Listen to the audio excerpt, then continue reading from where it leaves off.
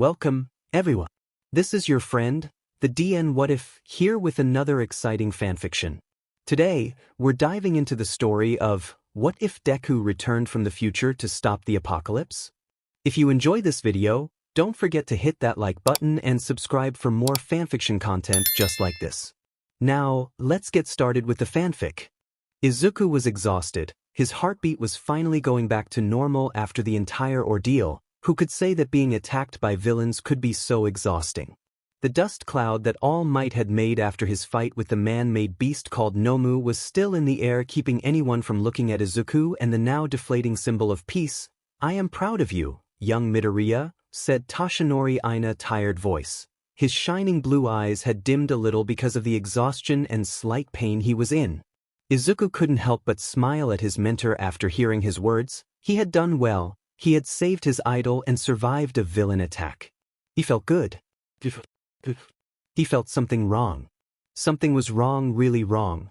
It began small. Just an itch, a deep itch. He didn't feel it on his skin. It wasn't in his muscles. It was deep within his bones. Then it began to grow. It was hot, too hot. He began to sweat, to tremble. His throat was dry. Then his blood began to boil. He was being cooked from the inside out. Young Midoriya? All Might began to worry. His student didn't look good. He was trembling, sweating, and had gone pale. Izuku had his fist clenched hard enough for his knuckles to go white. Then the lights came. Izuku's fists began to glow a strange blue light. Some of the pain disappeared, and that allowed him to focus on the new problem. What is happening? He looked at his hands, and the strange energy began to shine brighter. Midoriya, what are you dash? Yagi's question was cut off as the green-haired child disappeared in a shine of blue light and in another shine, reapered a few feet away from where he was before. Both looked at each other. All Might was surprised and confused, but Izuku was scared. He felt something grow inside of him. Whatever this new energy was didn't stop. It kept growing and growing. It was as if someone was pouring too much water into a cup. It kept growing and it just won't stop. All Might could only watch as Midoriya kept disappearing and reappearing.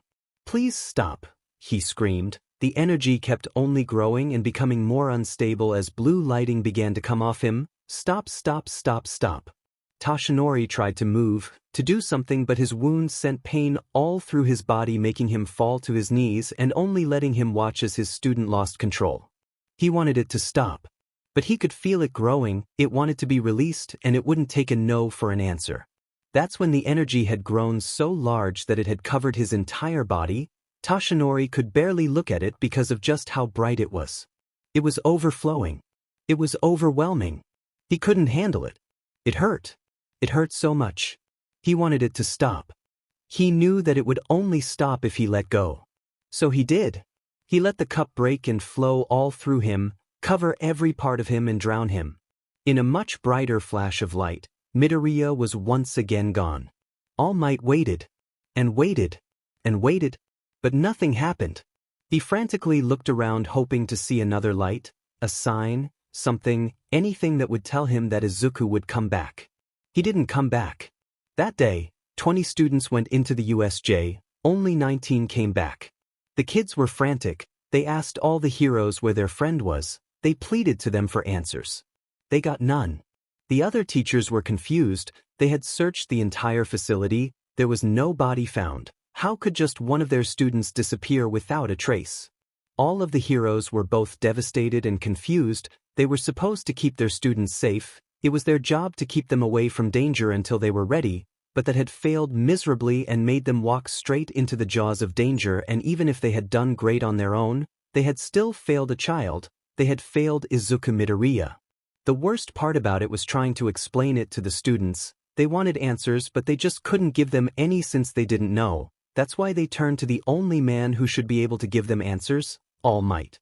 But they all fell into despair as they saw the number one hero cry and answer them with a broken voice, I don't know."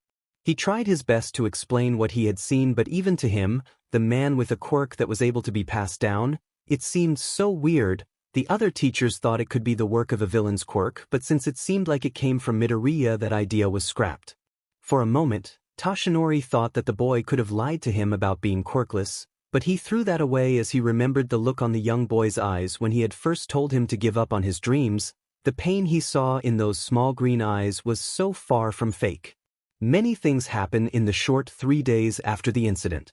The students demand answers, begging to know if their friend is alive, to know that there is hope for him, that he isn't dead. Missing. The return of an angry and mourning Aizawa. He was there, he was supposed to protect them, and he failed so badly. He lost the only child he had seen so much potential in. He had failed Oboro. Then came telling the students and the family.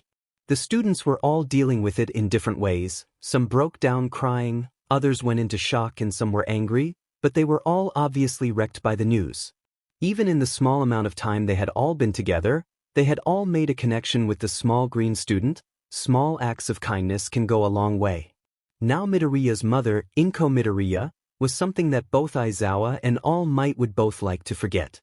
The mother had been completely devastated to cry in front of the heroes. They stayed like that for what seemed hours, and with every sob or mumble of her son's name, the guilt inside of the heroes only grew. From that day on, things don't get any better. The heroes try to search for Izuku but find nothing. There wasn't a single trace of the boy anywhere. In UA, Class 1A, wasn't doing good. Midoriya had been a small green ball of energy that had been able to bring a smile to everyone's faces, aside from Bakugo and Todoroki, but on the dual quirk user's case, he had gotten him to open up a little, but losing him had been a really bad blow to everyone. Todoroki had reverted back to how he was and gotten much worse, as he gave anyone who tried to even approach him a glare that sent cold shivers down their spine. Bakugo wasn't loud or aggressive anymore. Instead, he was quiet but ignored everyone around him. Most of the bright and bubbly students, like Uraraka, Mina and Azui and etc., barely were able to keep up their smiles, and when they did try, those smiles never quite reached their eyes. The entire image of 1A had changed from the bright, colorful kids that will change the future to a bunch of depressed teens. It had gotten so badly that when the new student came to replace fill Midoriya's empty spot and said, "I'm not here to make friends," none of them cared. Weeks passed like this. Everyone with these gray clouds hanging above them, never leaving and always reminding them of their failure. To the present day, in the dorms, it was the day the sports festival ended. The kids still gave it their all, with Bakugo coming in first, Todoroki second, and Shinso in third. Everyone was exhausted, and it didn't matter how much they wanted to rest. The day was far from over. That's when out of nowhere, a lightning storm began outside. All of the students ran to see what was happening as this storm didn't seem natural, and the teachers also noticed that as they came outside ready to fight, what they saw was this strange light of wild blue energy that was shooting lightning, one that All Might immediately recognized. In the middle of it all, Zero points out that something seemed to be coming though it. As they all focused on what he was pointing out, they also noticed what seemed to be an old man with gray hair wearing a black suit trying to come through the storm, fighting against what seemed like an invisible barrier. And finally, with a flash, the light show ends with, instead of an old man falling through the portal, a small kid hits the ground. Everyone freezes. As they looked at the small child, they all recognize the messy curls of green hair. They see the freckles covering his cheeks, and the emerald eyes look at all of them in surprise and in a way as if it all was a dream, until Izuku, now wearing a black suit too large for his small body, mutters, "I did it." Izuku was rather surprised at how fast the heroes had acted when he arrived. Yes, everyone had frozen in shock, just like he had expected, but it had taken them less than a minute to put cuffs on him, only because he let them. Guess that's heroes for you. So now, he found himself in an interrogation room with various of his teachers and the detective Tsukachi, a man fit for this job with their quirk which allowed him to detect lies from truths. If he wasn't too occupied at picking his cuffs open, he would have laughed at the looks the heroes were giving him, but he decided to start the conversation. "Does anyone care to explain why I am here?" It takes them aback how annoyed he is by the whole situation, as if it was just a small inconvenience, which to him it was. "Well, Midoriya, you have been missing for 3 weeks dash." The detective is interrupted by Izuku scoffing and looking irritated. "Oh, it's been way longer than that," he says, making everyone in the room much more confused as his statement was confirmed as truth. Aizawa didn't like that attitude, but he could bring himself to scold the possible student he lost even if they were different than they last saw him. Look, all we need you to do is answer some questions just to make sure it is you, he tells him. Izuku stares at him, wanting to snap back with, of course it's me, who the F else would it be? But as he looks at his scruffy tired face, all he can see is those lifeless eyes, the blood slowly dripping out of his mouth as he lay dead under the mounds of rubble. He was getting distracted. He sighs and looks at the detective straight in the eyes. My name is Izuku Midoriya, the same one that disappeared in the attack to thee, but I am now a 54-year-old man stuck in my 13-year-old body and I am here to stop the apocalypse, which should be in about 2 weeks. Is that enough? As he finishes his sentence, he opens his cuffs and sits more comfortably in his chair as he watches all of their expressions. Tsukachi goes pale as he gulps and says, it's true. To be honest, Izuku hadn't really thought through the entire thing. He knew he would be interrogated the moment he even stepped inside the school grounds and that he would easily prove his innocence with either talking about one for all or that they would be smart enough to use the guy who could easily verify that what he was saying was true. And then he would stop the apocalypse, simple as that. Except that it is not just as simple as that. He had expected his teachers to be really surprised, even shocked when he told them, but he hadn't expected the million questions that came after. What do you mean the apocalypse? Where have you been this entire time? How does the world end? Why are you a baby? What do you mean you are 54? What happened in the USJ? Was this how he sounded like when he asked people questions about their quirks when he was younger? Shut up and let me explain. He screamed at them and surprisingly, they did shut up. He took a deep breath as he prepared himself. He looked at his teacher and how they all were standing looking at him with confusion and anticipation in their eyes. You might want to sit down, this is going to take a while. The heroes slowly went back to their chairs, not without looking at the small boy who had taken control of the conversation. So first things first, my quirk, All Might almost choked in his own blood when he heard this. Young Midoriya dash. He was cut off by Izuku putting his hand up, making him stop. The small boy rubbed his eyes as slowly exhaustion began to finally catch up to him. Look, if you want things to make sense, I need to tell them. I know that this is probably the biggest secret there is, but the world is going to end. There is no time for secrets. Izuku gave his old teacher an angry and tired glare as the number one hero held it for a few seconds until he gave a simple nod. Thank you, the greenette said. The other heroes were very confused about the entire exchange until Mike finally asked, what does this have to do with your quirk? It has everything to do with this. You see, my quirk is called One for All and it was given to me by All Might here. He stopped there because he knew that there would be questions, and as quick as the cowboy he was, Snipe was the first to draw the gun. What do you mean by it was given to you? Everyone, except for the 2 OFA users, were all equally confused by this. You couldn't just give someone a quirk, right? This time it was Toshinori who spoke. Young Midoriya is telling the truth. I made the decision to pass my torch to him 10 months before the entrance exam happened. This revelation, both from the fact that there was a quirk that could be given to someone else and that Izuku only had that quirk for 10 months before entering UA, made all stop and finally see all the hints, the close relationship the two how Midoriya couldn't do anything with it without breaking his bones. It made them feel terrible for not asking, for not paying attention. That makes so much sense, damn it. Why didn't you say anything, problem child? I was giving you a hard time when I could have been helping you, Aizawa said as he remembered the way he treated the kid on the first day.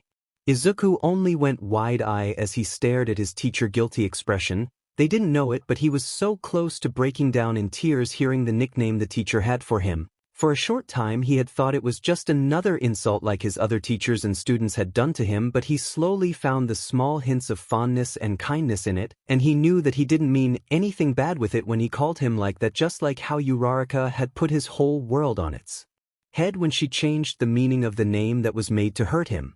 But he held back the tears. He didn't even let his eyes get glassy. He was trained for this. He was trained to not show emotion, to not care, and this was his only way back, so he did the best he could. He would never show weakness. He would stop. Now is not time for that. Focus. That's something for another day. Let's focus. Midoriya moves to get into a more serious position, looking at everyone in the eye. So what One for All was supposed to do is stack power through all its users, and I am the 9th user, and you have seen what All Might is capable of doing, and I am supposed to become even stronger. Just imagine that. He let that sink in. Everyone went pale. Yep, but that's not where the surprises end, as it seems one for all doesn't just stack. Power, it seems like everyone user leaves a kind of shadow or echo of themselves and their quirks in it. He also let that sink in, which caused them to have a crisis. These heroes may have f'd up a little with Izuku, but they were far from dumb. They catched on quickly the meaning behind what those words meant. This man, child, whatever, was supposed to be stronger than All Might and was going to have more quirks? Have you manifested any of them? Mike asks as he looks at the small figure in front of him, wondering just how much power was inside of him. Well, the first one to come was space manipulation in the USJ, but since OFA had made it stronger it changed, and now its official name would be space-time manipulation, or Blink for short. He demonstrated by teleporting around the room in small flashes of blue light, and when he was back on his chair he was wearing Aizawa's capture scarf, which was too big for him as it was all of his clothes. Who would have guessed? This thing is pretty nice. Aizawa looked at his now bare neck. He hadn't even felt the kid take it, so how did he do it? The second one is Black Whip. This one didn't change much like Blink did, but it's much more powerful than it was before. Izuku then let a few tendrils of black energy come from his arm and grab some of the things that were in the room to show it of.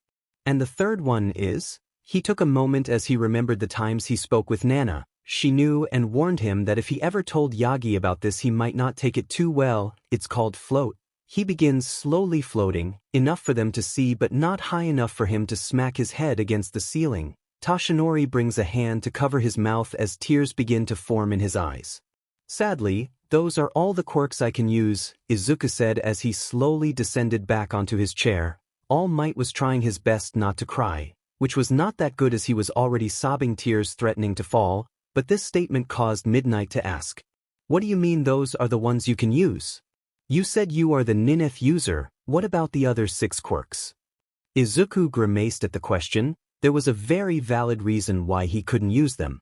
If I tried using any of them I would die, probably on the spot. He pretty much spits the answer since he pretty much hated how he not only had lost all the muscle he had gotten in 41 years and more than half of his arsenal, all because they required a bit of muscle. What the? Mike asks quietly as he tries to wrap his head around what? A 4th or 5th bomb of knowledge dropped on him in less than an hour.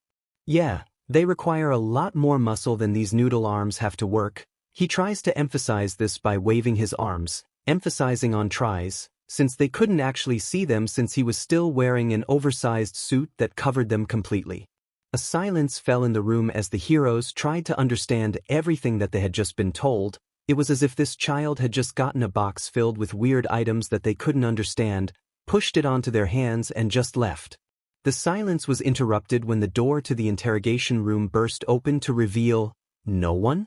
No, wait. They all looked to the floor to see the small white principal of the school, Nizu, sporting his signature smile. I believe that is all the time we have for now. Now Maijima, why don't you go in some clothes for our guest, he said as he looked at the pile of clothes that held a small Midoriya inside. Power Loader was confused as he wondered why Nizu said that he had clothes that would fit his, those clothes. Okay, come with me, kiddo, and we can get you a pair of clothes for your, special situation. Izuku jumped off the chair and followed the hero, but before he went through the door, he turned back to look at Tashinori, who had finally gotten a hold of himself, and as much as Izuku didn't want to drop more on the poor man's unprepared lap, he knew that Nana would scold him for God know how long the next time they met, so guess he will have to drop the anvil on him. All Might, he looked to the ground. Not wanting to see his teacher cry anymore, Nana says hi. He then walked out of the room following Power Loader, ignoring the scene of the crying hero behind him. Now when they had said that they had clothes for him, he did not expect this or even remotely want this. As it turns out, Nizu had ordered Maijima to make copies of the clothes he always wore but bigger since they didn't know how big the small rat would grow, and counting on that Izuku was much shorter than a 13-year-old should be, they found one that fit him like a glove. On the good side, it wasn't exactly the same. They had let him choose the colors, which was nice. So now he was wearing a white dress shirt, a deep blue tie, a gray double-breasted waistcoat and matching dress breathes with, thankfully, red sneakers that are slightly similar to the ones he wore before. So now he was just walking back to the dorms with Aizawa, exhaustion obvious in their faces with the way he kept yawning and his teacher's eyes were half open and kept threatening to close. He couldn't wait to grab something from the fridge. God, he missed eating solid foods so much. and then have a well-deserved nap. He doesn't really sleep anymore, his record has been 3 hours. But of course he couldn't get a break.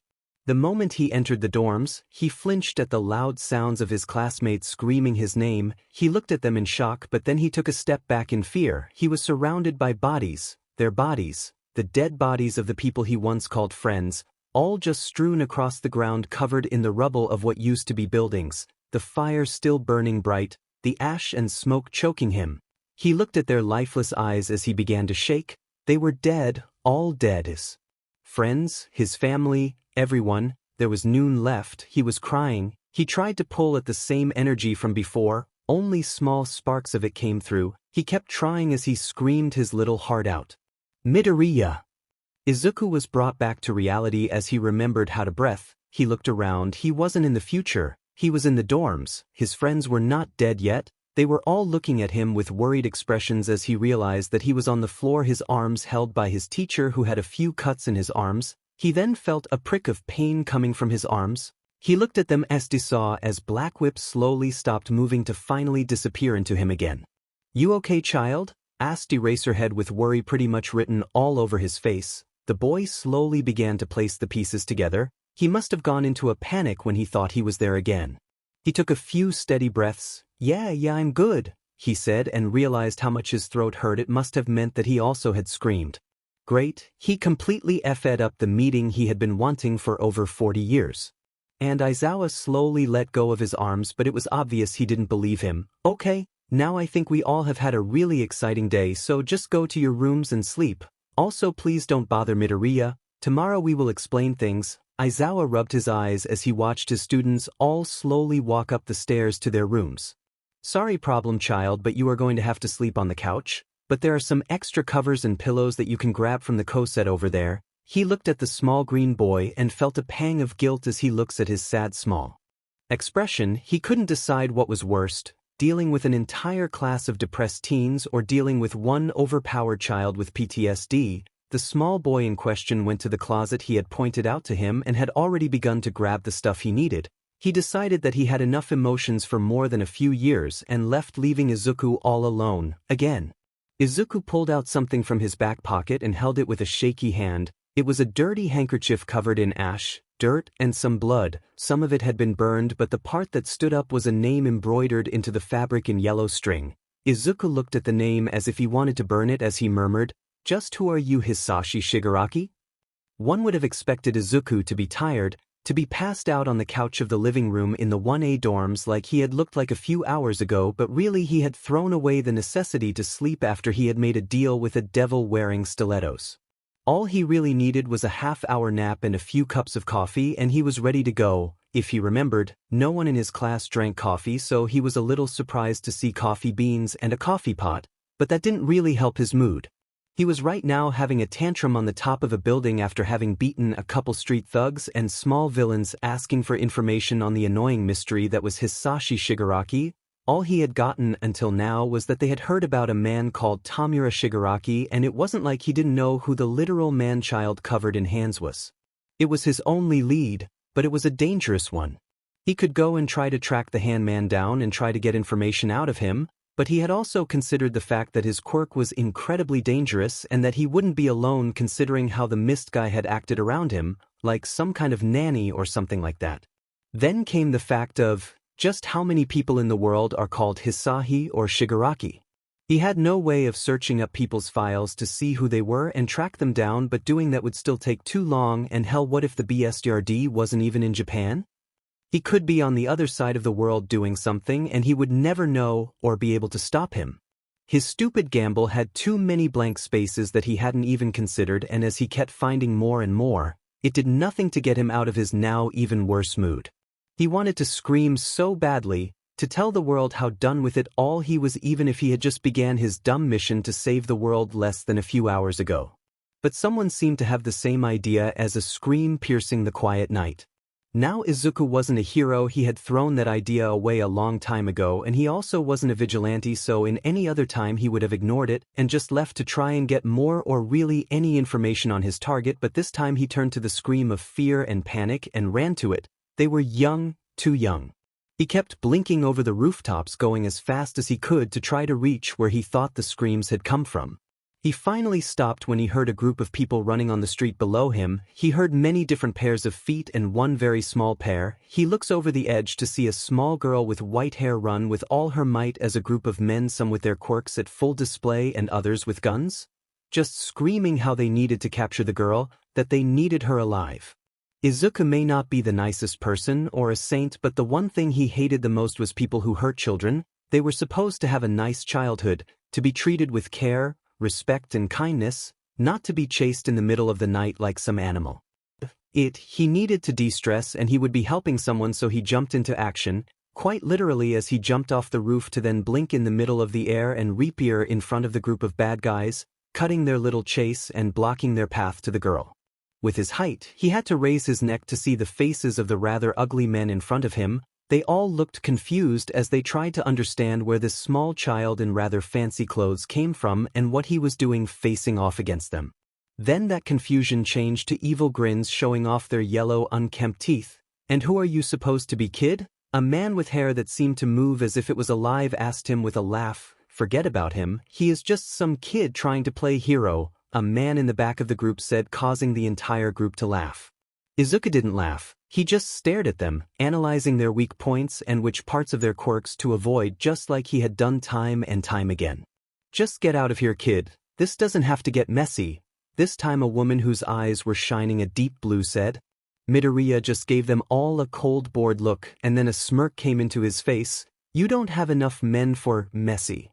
This causes the reaction he wanted. They get angry and try to attack him, but they all only hit empty air as the greenette was already gone in a blink, only to appear on the woman's back and grab a good handful of her hair and pulled, getting the attention of the other men. He quickly disappeared to leave the woman get hit by her own partner attacks. He reappears, sliding across the floor, right between the legs of one of the men with guns, plucking the man's gun out of his ankle holster and firing several shots upward. Blink. Izuku reappears in midair, parkour bouncing off the nearest wall using float to make things easier and roundhouse kicking one of the thugs in the face. Blink. He reappears and one of them opens fire only for him to blink away, letting the man spray one of his teammates, making them look like cheese with the holes now covering their body. Blink. The greenette appears, whipping a black whip and quickly impales another thug against the wall, quivering as they vomit blood to the floor. Blink. Blink. Blink. The boy pops in and out of existence, fighting hand-to-hand with two other thugs simultaneously. Then with the last two thugs, he does one of his favorite moves and wraps Black Whip around their necks and squeezes really tight, not letting any oxygen fill their lungs. And to add a cherry on top, he pulls and brutally cuts their heads off. With a feral look he watches as their heads fall to the ground, the stumps spewing blood like fountains. "Anyone else?" He asked the corpses, but he hadn't expected an answer as he heard a small voice behind him.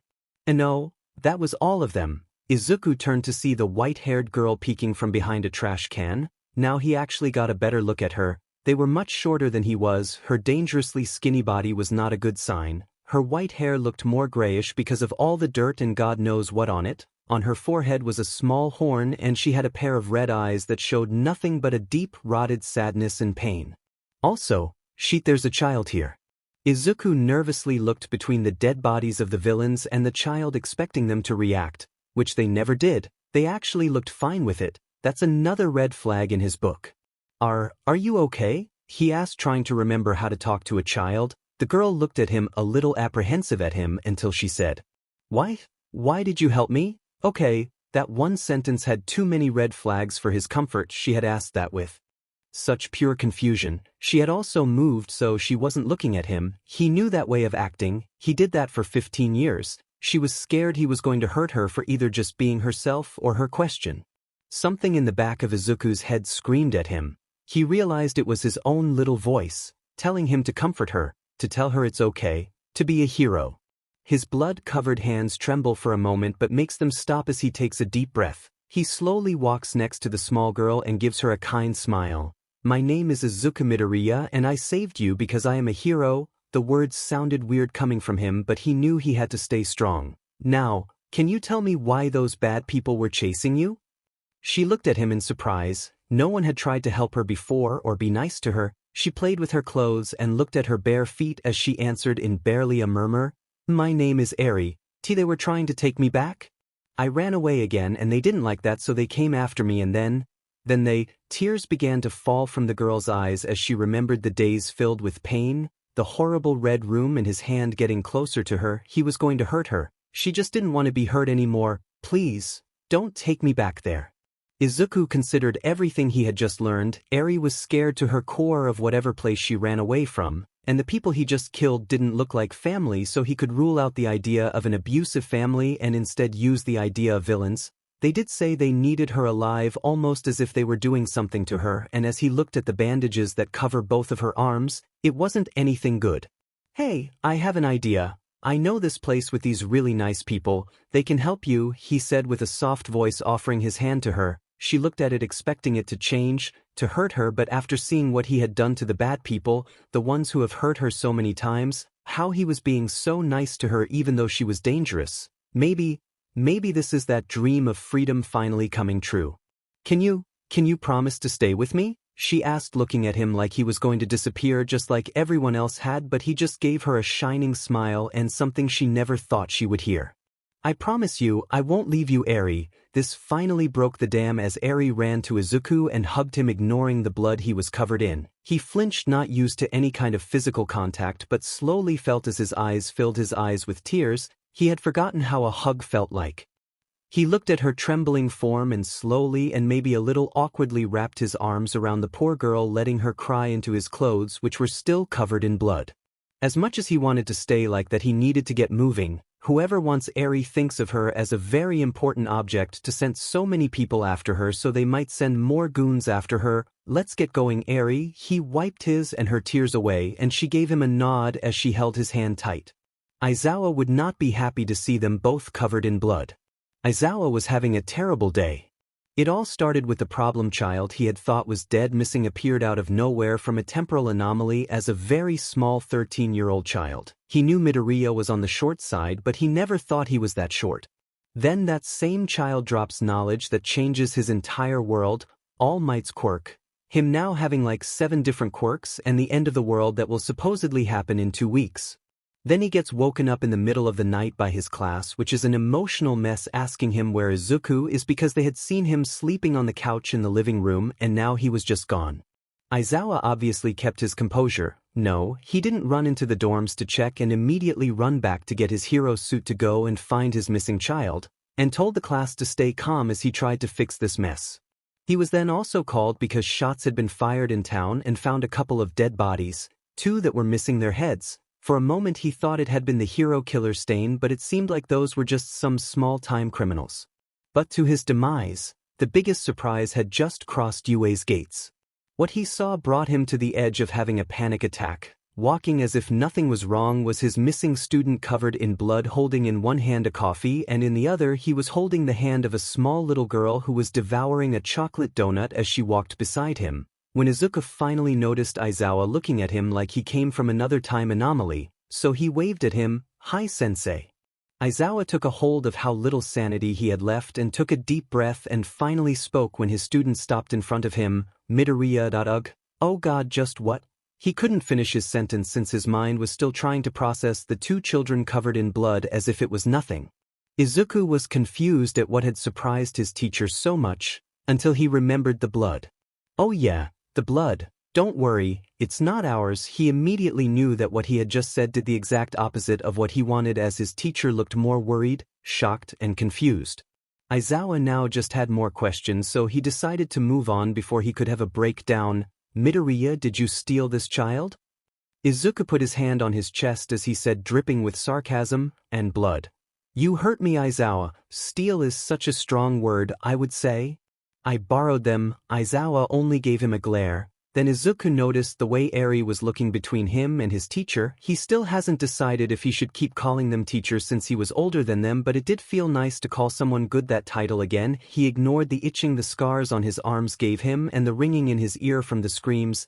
"Eri, this is my teacher Aizawa. He is one of the nice people I told you about." Eri was holding tightly onto Izuku as she looked at the tired grown man who looked like a hobo, but Izuku had told her that he might seem mean but that he was a big softy, and if Izuku trusted him then he must be nice too. Hello, she said as she hid behind Izuku, not letting go of him, and neither did Izuku. Aizawa immediately knew that these two kids would be the death of him, but he couldn't help but feel a little better when he saw the smile Izuku gave Eri. He looked just like he did before. Okay, she can stay, but I want you to explain to me what happened. Got it, problem child? Aizawa said, and he was about to get another sassy or tired response from the boy, but that's when Izuku focused on something behind him that gave a scared look, and it was already too late when he heard the gunshot. Down! Izuku screamed as he grabbed Eri and tackled Aizawa and used blink to get them behind the gate and out of the line of fire as a hail of bullets fired to where they stood before. What the F hell? Aizawa almost cursed from the surprise, but he remembered there was a child there. He saw different flashlights sweep where Midoriya had dropped his coffee to tackle him. Whoever it was either carrying a lot of weapons or had some kind of gun-related quirk. BT, if it was a villain, how did they get past him? He was sure he would have noticed someone walking in. He turned to look at Izuku, but his expression didn't seem good. He was angry and scared, and it only got worse. When a voice shouted, "Izuku Midoriya, we know you are there. Come out and no one has to get hurt." Aizawa prepared himself to fight only to be stopped by Midoriya grabbing his scarf to stop him. Wait, your quirk won't do anything on them. Izuku hesitated to continue. They are after me. Just let me handle them. Aizawa was a little insulted that the kid thought he couldn't take out a few bad guys with guns, but the fear in his eyes made him reconsider. That okay, kid, who are they and why do they know you? Izuku let go of him and a little of the fear in his eyes disappeared. I guess there is no hiding it anymore. Those guys are from my old job. I thought I had lost them, but it obviously couldn't be that easy. It's almost like they tracked me. Izuku slowly felt the realization hit him like a brick wall, and he looked at his left arm and focused on the almost invisible little scar on his wrist sheet. At the moment they thought that things couldn't get any worse. Who the F are you? Screamed Bakugo. It got worse. Izuku and Aizawa both paled as they heard the voices of Class 1A come closer. They both knew that those kids are too reckless and only a few would try not to fight the intruders holding guns, but the other were the problem. Too prideful or just dumb to stand down, so they had to act and fast. Izuku was still holding Eri, who seemed equally confused and scared, and as much as he didn't want to leave her, he needed to keep the idiots he has for friends alive, so he gave her to Eraserhead. Take care of her while I fix my mess. Aizawa immediately snapped, What? Midoriya, you are not going over there alone. I'm coming with you. The hero tried to move, but he was stopped by Midoriya, a confident yet sad look in his eyes. No, you keep Eri safe, I'll protect the others. His voice was steady and left no room for him to argue, but he just wanted to scream, to grab the small kid, and yet, he trusted him. He knew he could protect the others, but what about him? Who would keep him safe? What a hero he was. Izuku ran out of his cover to see the group of armed assassins from the Temps had sent. They weren't looking at him. Instead they had their guns pointed at the group of dumb students that was Class 1A, so he closed his fists and repeated the list that they had ingrained into him. 1. If stealth is not a possibility, get you enemies' attention. Hey fuckers, I'm the one you are looking for, he screamed, which got him the answer he wanted. They all turned to him with wide eyes. He could see their hands shaking. 2. Wait for your opponent to attack first, then dodge and retaliate. He didn't have to wait much as they pulled the triggers. He blinked to the side, dodging the rain of bullets that had struck just where he had been standing before. Then he brought out Black Whip and let a manic smile bloom on his face. Something interesting about Black Whip is that since it's made of energy, it can be either much softer than a normal WHP or even harder, almost as if it was steel. Another part was that he decides just how fast he can move it, and like they had taught him, he trained his quirk into perfection. He sent Black Whip from his knuckles at the soldier in the front of the group at a speed faster than they could react, and had already been pierced by 4 of the black energy tendrils on their chest and 1 on their head. 3. Always go for the vital organs.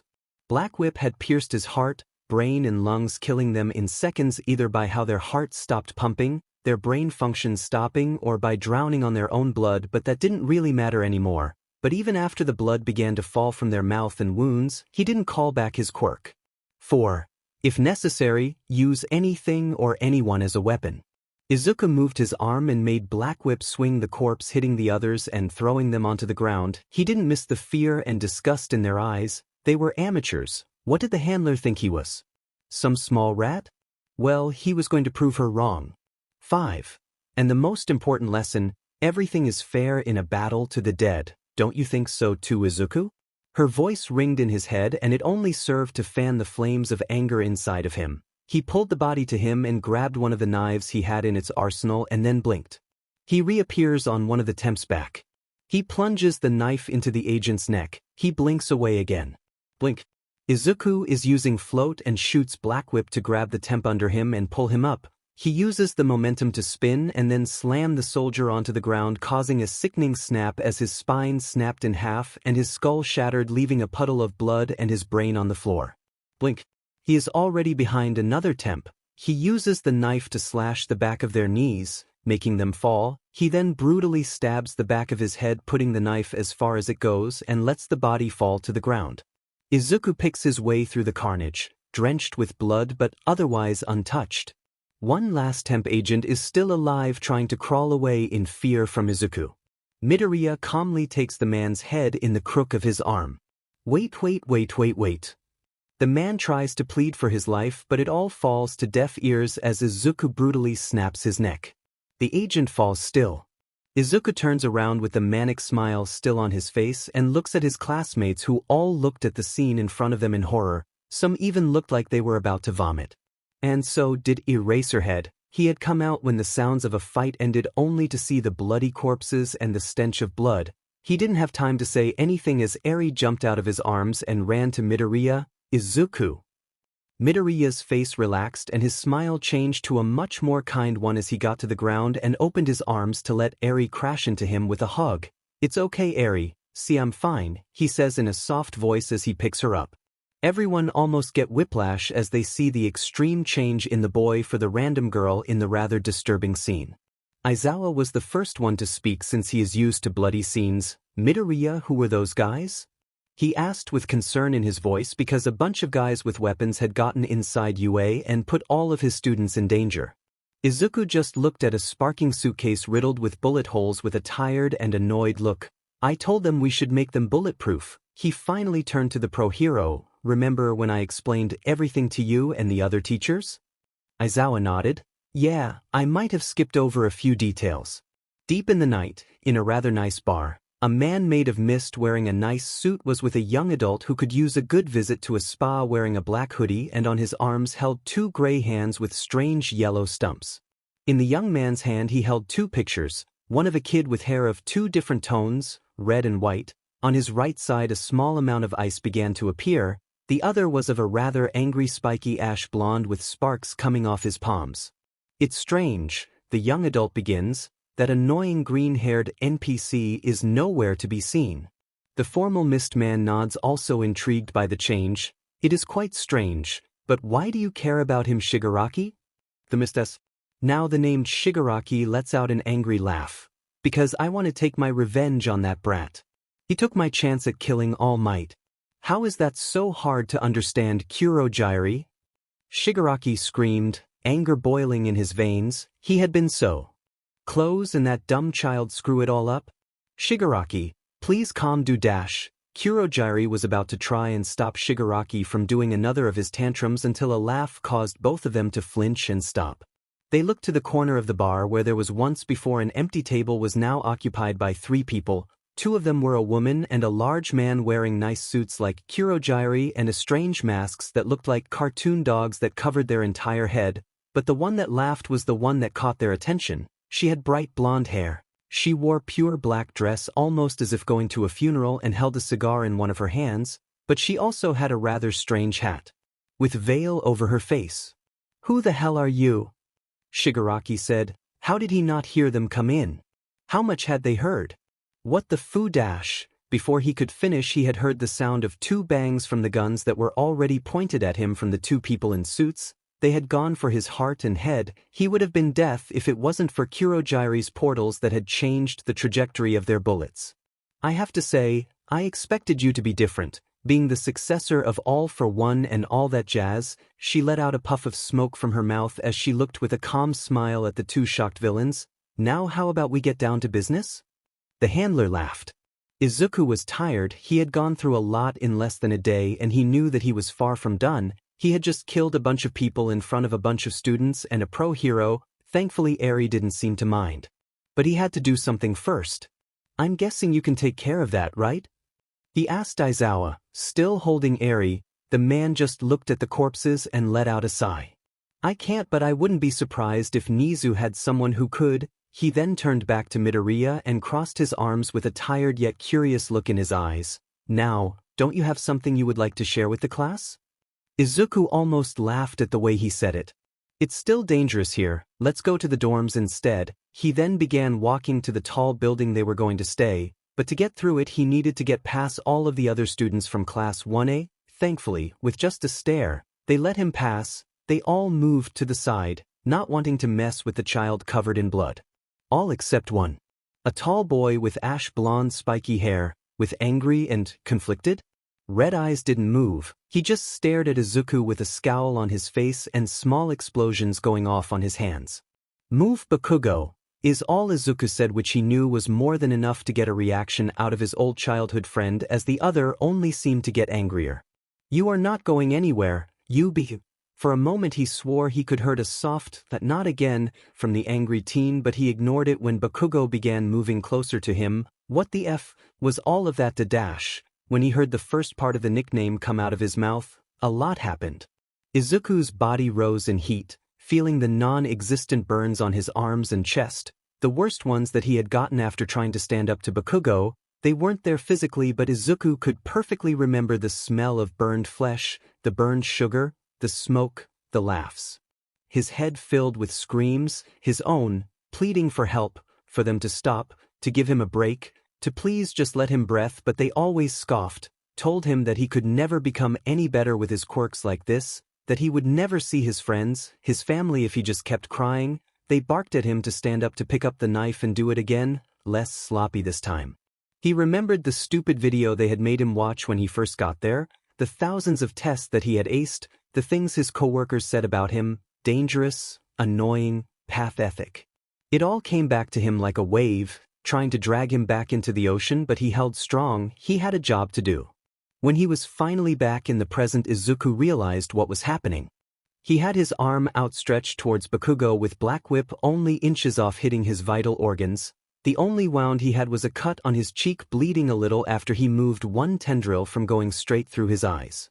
"Don't call me that," was all he said as he brought the quirk back and walked around the stunned boy. In any other situation, Bakugo would have exploded, screamed at the boy who just dared disappear and then come back out of nowhere. He wanted to do nothing more than punch that FNG nerd, but if he hadn't seen the same, no, not the same nerd, a younger one, kill a bunch of armed intruders in front of him and then not kill him only because he didn't want to, well, he let himself push those emotions down. Midoriya walked into the dorms and let Eri on one of the couches as he went to the kitchen. Everyone followed behind him, wondering what he would do. The moment he grabbed a knife, they froze. Aizawa slowly approached the young assassin, a little nervous about what he would do with the knife after the show he gave them before. They all froze again when he started to cut into his own arm and not even flinch. Aizawa this time ran to the boy and took the knife out of his hand and looked at him only to see that he was digging into the cut he made on his left arm. Then he grabbed his hand and pulled it out. Midoriya. The strange thing was that there was something in his hand. In between the boy's fingers was a small capsule with a blinking yellow light covered in blood. What the? Aizawa was confused, but Izuku let go of the machine and let it fall to the floor before stomping on it, causing the light to flicker until it finally died. It was a tracker, was all he needed to say for Eraserhead to finally put the pieces together. That's why Izuku was so scared before, that's how they knew where he was, but where did he get one under his own skin? Aizawa slowly let go of Midoriya's and went to get one of the many medicine kits that they had and then dragged him to sit on the couch next to Eri, who grabbed his hand. In silence, Aizawa wrapped bandages around the boy's arm. He knew the other students had taken seats around them, still not taking their eyes off Midoriya, and he couldn't blame them, not after that. "I guess I owe you an explanation," the greenette said. cutting the silence in the room, but his voice wasn't loud or sarcastic like it was before. It was quiet and tired. All the teacher did was nod. It all began after the tea. Midoriya couldn't breathe. It was as if all the air in his lungs had been taken away. But he didn't know why. The last thing he remembers is the pain, the burning pain, and then the feeling of how the rampaging power inside him drowned him in light. He wanted to breathe. He wanted to go home. He wanted his friends, his teachers, his mom. He wants to stop. In that moment, he felt as the fire inside of him finally died inside of him, and the air returned, so he took a deep breath, which turned out to be nothing more than a mistake, as the dust and ash stuck to his throat and the rotting smell of corpses filled his lungs. He began to cough, trying to get rid of the terrible smells and tastes, but it was too late. All of it had already made their homes inside of him. Until he puked. The smell of the dead was too much for him. As all his lunch came back, he would need to say sorry to Lunch Rush later, but now he needed to know what the hell had happened. Izuku slowly opened his eyes and winced a little as one cloud of dust hit him in the face. After getting that out of his eyes, he wished he could have just kept them close. What greeted Izuku was not the USJ, it was a city, or what remained of it. The buildings were turning to rubble as some fell to pieces from just the wind. Some still had fires raging, covering them in ash. Lampposts laid across the streets broken in half as if something had ripped them off the ground. But what surprised him the most were the dead bodies. Hundreds or thousands of people, not heroes, civilians laid under the rubble, completely still, covered in deep wounds, dead, either crushed by the fallen buildings or their bodies mangled in ways that should be impossible. He quickly brought up his hands to cover his mouth as a shocked gasp came out from him. What had happened? Who did this? Why is it so quiet? There was not a single sound, no birds, no sounds of a fight, only the sounds of crackling fire and the soft sounds of wind, and his panicked breathing filled the empty void. Midoriya vomited again. He shakily got back up, his legs threatening to let him fall and hit the ground as they shook like jello. He began walking through the empty wasteland that was his home, trying to not look at the bodies. What does he do? Why isn't he at the USJ anymore? What happened to his friends? What about the other teachers? Why was he alone? Millions of questions came through his head, trying to make heads or tails of what had happened, until an idea came to his head. Of course, why didn't he think about that earlier? The pro-heroes must have gotten together there, and maybe his friends could also be there. They could give him answers. He slowly began to walk to where he knew UA was, then slowly his pace increased, from walking to jogging and then to running, and finally a sprint that would almost seemed as if Izuku was being chased. The entire time he repeated to himself, "Everything will be okay. Everything will be okay. Everything will be okay. Everything will be okay. Everything will be okay."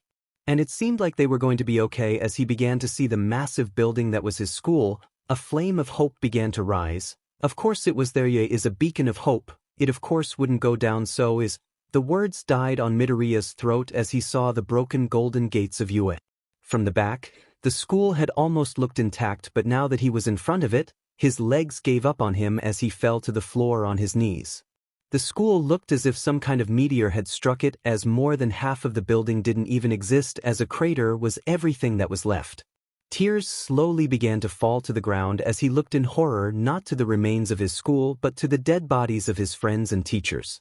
Inside of the crater there were more burned bodies. He recognized only a few being pro-heroes, either because some pieces of their clothes were still intact, but he could easily recognize the bodies of his friends and teachers, since strangely enough those were probably the ones in the best form.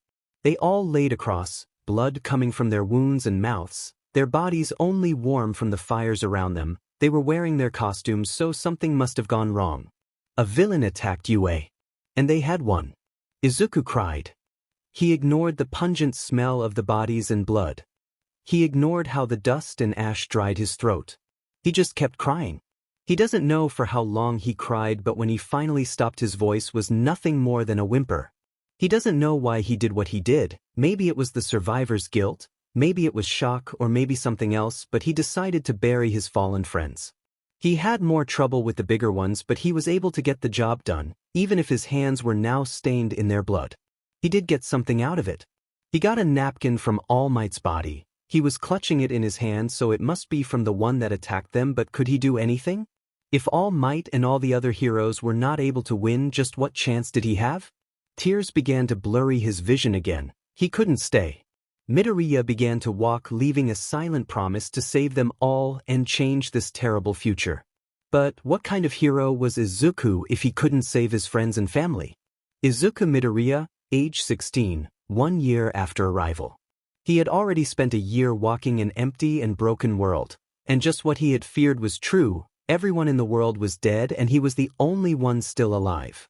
All because of his stupid time travel power which he couldn't even use.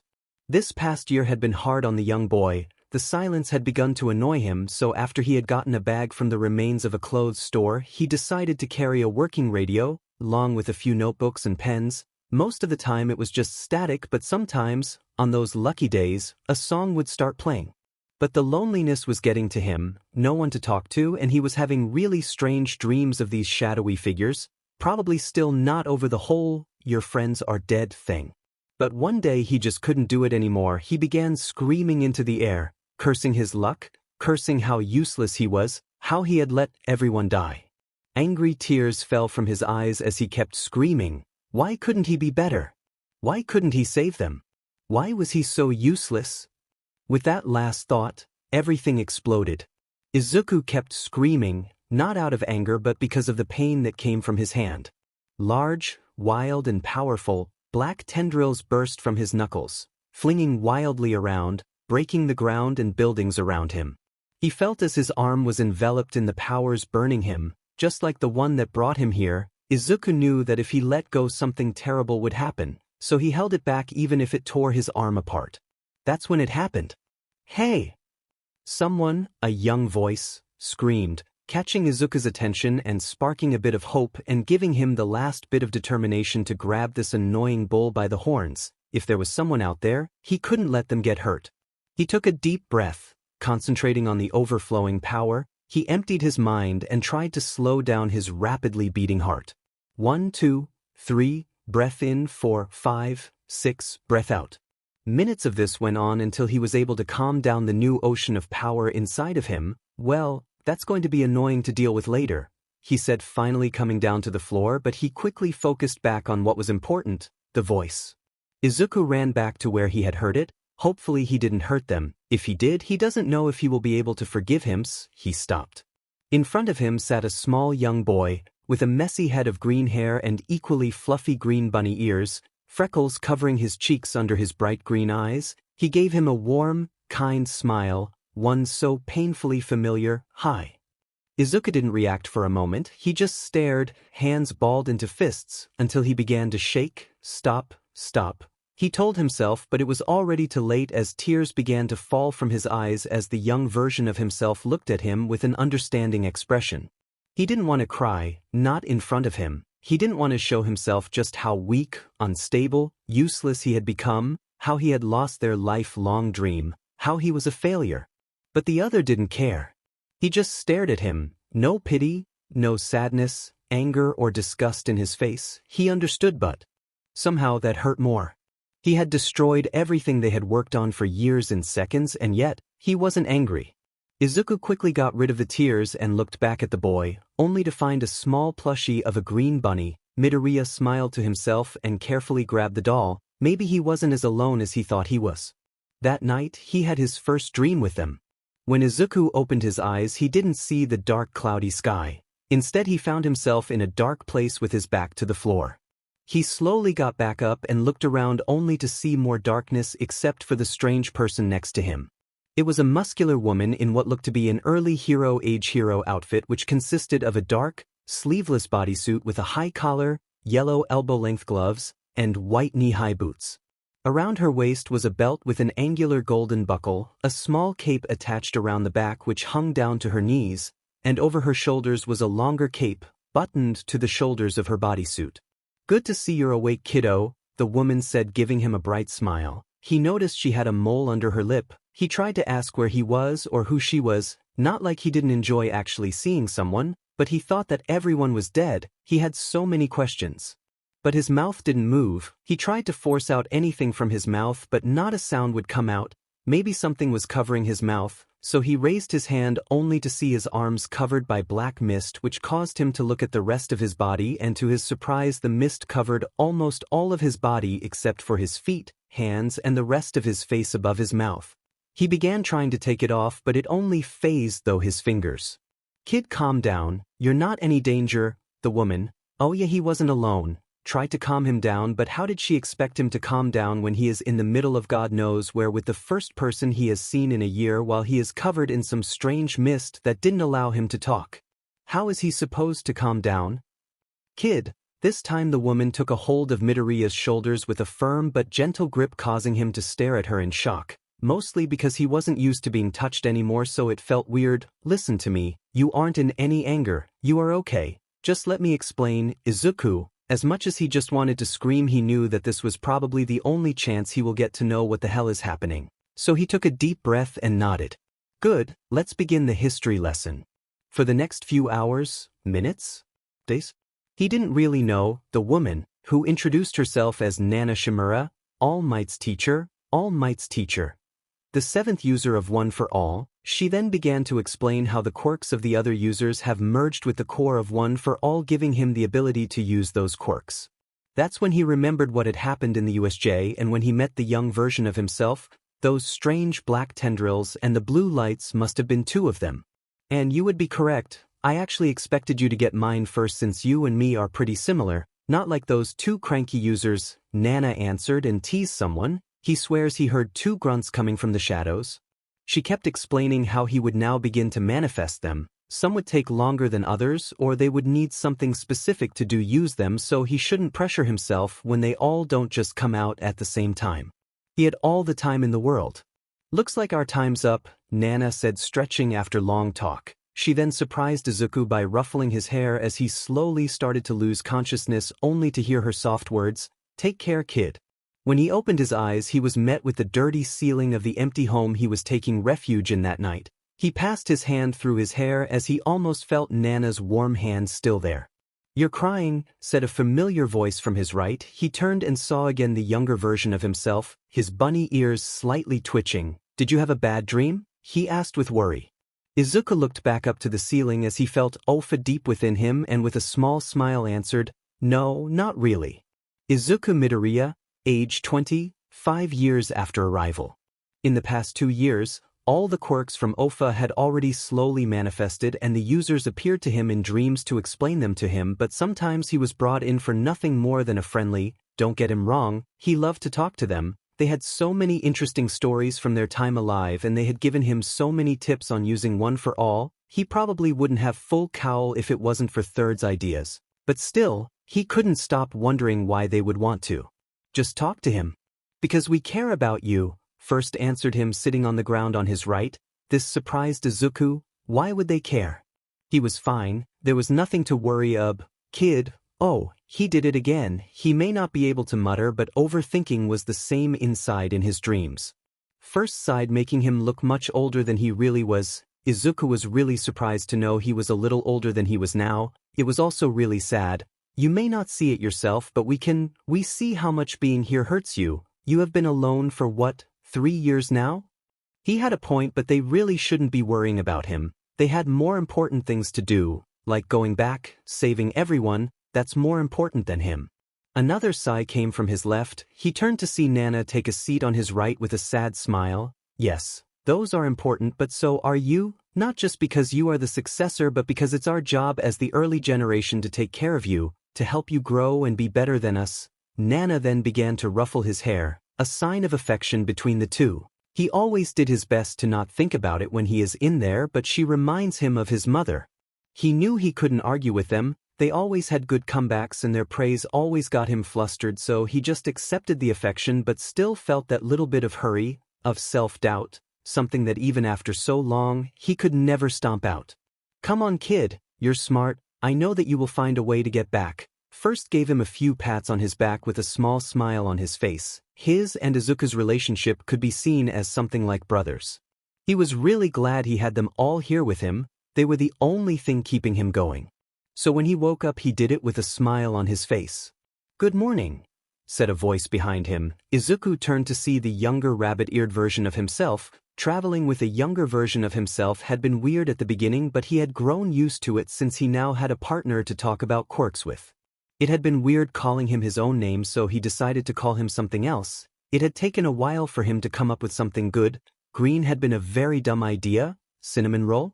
Why did he even think about that one? And any other abbreviation of his name was out since he wanted it to be good and not just lazy, but after getting burned in a small accident as he walked, he thought of something. Good morning, Deku.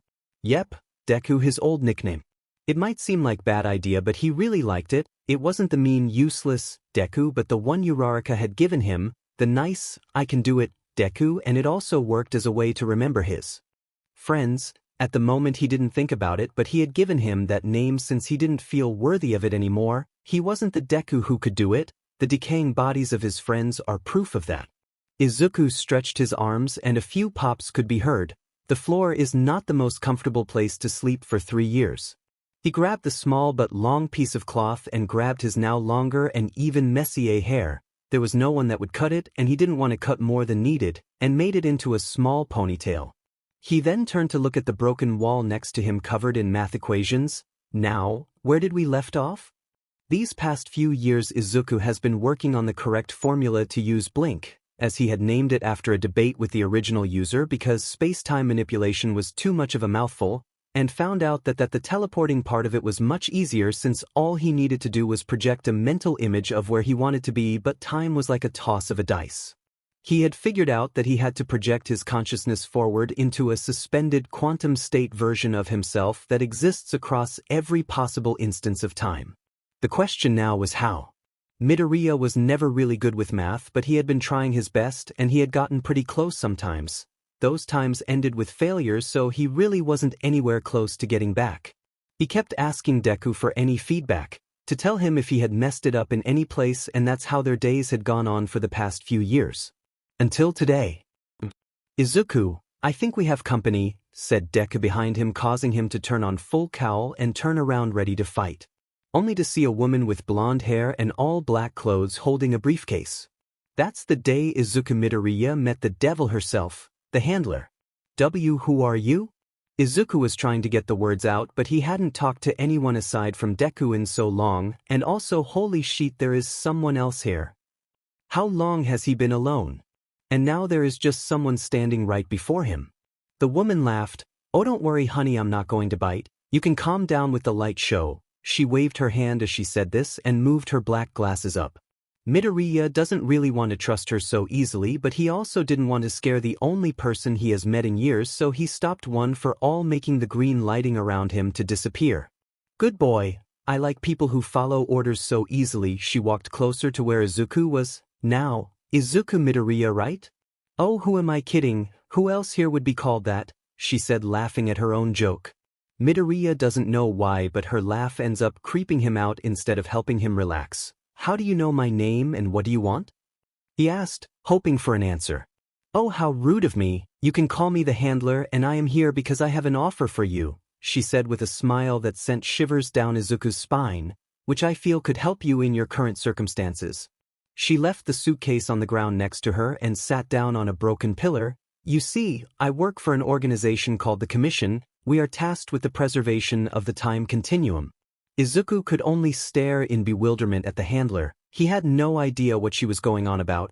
It sounded so strange and fake, but could he really say that? He had time traveled to the future by accident, but it's just that to make an entire organization based around keeping time safe sounded ridiculous. I don't understand. The handler let out a small chuckle. Oh, don't worry, it's rather simple really. Sometimes people make decisions that alter time. Free will. Don't even get me started. When that happens, it's our job to erase those mistakes. Izuku noticed the threat in her words and immediately powered up full cowl once again, but this only made the handler lift a hand and say, oh no, you misunderstand me. You're not a target. You're a recruit. This made him falter a little. I've come to offer you a job, Midoriya. You have a very particular set of skills that we have all become quite interested in.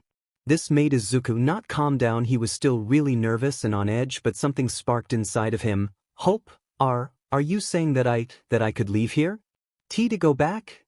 He tried to not feel hopeful because there was always a chance that it could all go wrong. After 24 years off service, you are free to go to whichever time you want and with a pension plan to boot. For anyone that might sound like a lot, but for Midoriya, that sounded like nothing. He had already dealt with 5 years of isolation, he could deal with 24 years of work. What about this? Izuku said, waving his hands around. Was this supposed to happen? It was, but don't take it badly. Don't think of this as the end of everything, think of it as the end of something. She stretched out her hand with a confident smile on her face. So, do we have a deal? His throat tightened. The death of everyone, the end of the world is supposed to happen? How could that be? He turned to look at Deku and all he got was a reflection of his own face, body trembling with fear but eyes filled with hope. He swallowed. He grabbed her hand. You've got yourself a deal. Seeing so many people was really weird after years of isolation. Izuku was now in the Commission's base, which was in some place of time, which did surprise him a little, but the biggest surprise was that he was the only one with a quirk there. Handler? He asked. Right now she was showing him around the stations. Until now he had seen how they contacted their agents in that weird tube room. He had met the accountants. Who would have guessed that an organization that works to keep the timeline would need to keep in check how much money they use? But the entire time he hadn't seen a single thing floating or people moving at super speeds or any strange mutations. Actually, he was the one getting weird looks by everyone.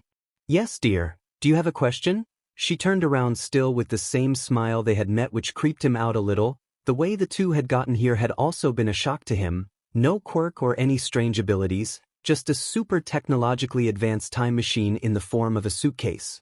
Yeah, what? Am I the only one with a quirk here? He asked a little nervously since it did freak him out. He had seen people who he had only seen in photos to be people from long before the dawn of quirks, and no one from his time, which could be incredibly useful with the company. Oh, how could I forget? Yes, dear, you are the only one here with one, but not the first one to be here, she said as she began walking again, and Izuku followed. So right now there wasn't anyone with a quirk, but before there had been? What happened to them? He asked, catching up to her as they walked across more offices with people working behind. Are those typewriters? They thought they could do things better than us. That's the problem with you quirked people. Just because you have a few different tricks up your sleeve doesn't mean that you are superior. She said it with a sharp tone in her voice, which he knew was her way of telling him to be careful with what he did, which is why we aren't going to make that mistake again with you, Midoriya. She then stopped in front of a room with a lot of different chairs and people inside. He could see a projector in the back of the room. He looked at her with a confused look, but she just gave him a smile. Go and take a seat. The video is going to start soon. From that day forward, Midoriya's days were past being in classes that taught him how the commission worked, the different wings, the ones who found the anomalies, the ones that watched over the timeline, and his group, the agents. He learned that he would be given a mission and then a briefcase to go to the specified location and time to eliminate the threat. Izuku didn't like that part. The handler tried to sugarcoat it, but the video they showed him didn't. He would need to kill them. He didn't want to. He couldn't do that. Heroes don't kill. That's what villains do. He is not a villain. After a few days he was moved from the class into one which seemed to only be him. They began giving him private lessons. Every day it was something different. How to hide in plain sight. How to disarm someone. How to hold different types of weapons. How to make difficult decisions. How to keep a cold head in moments of panic. Which parts of the body to hit for a quick dead. The most effective ways of torture. They weren't hiding it anymore. They were going to make him an assassin. They were training him to kill. He didn't want to. He wanted to leave, to shout at them and tell them that he wouldn't do that. But he couldn't. He had no other option. They could get him back to his friends, his family. He had a chance to save them. He wouldn't throw it away.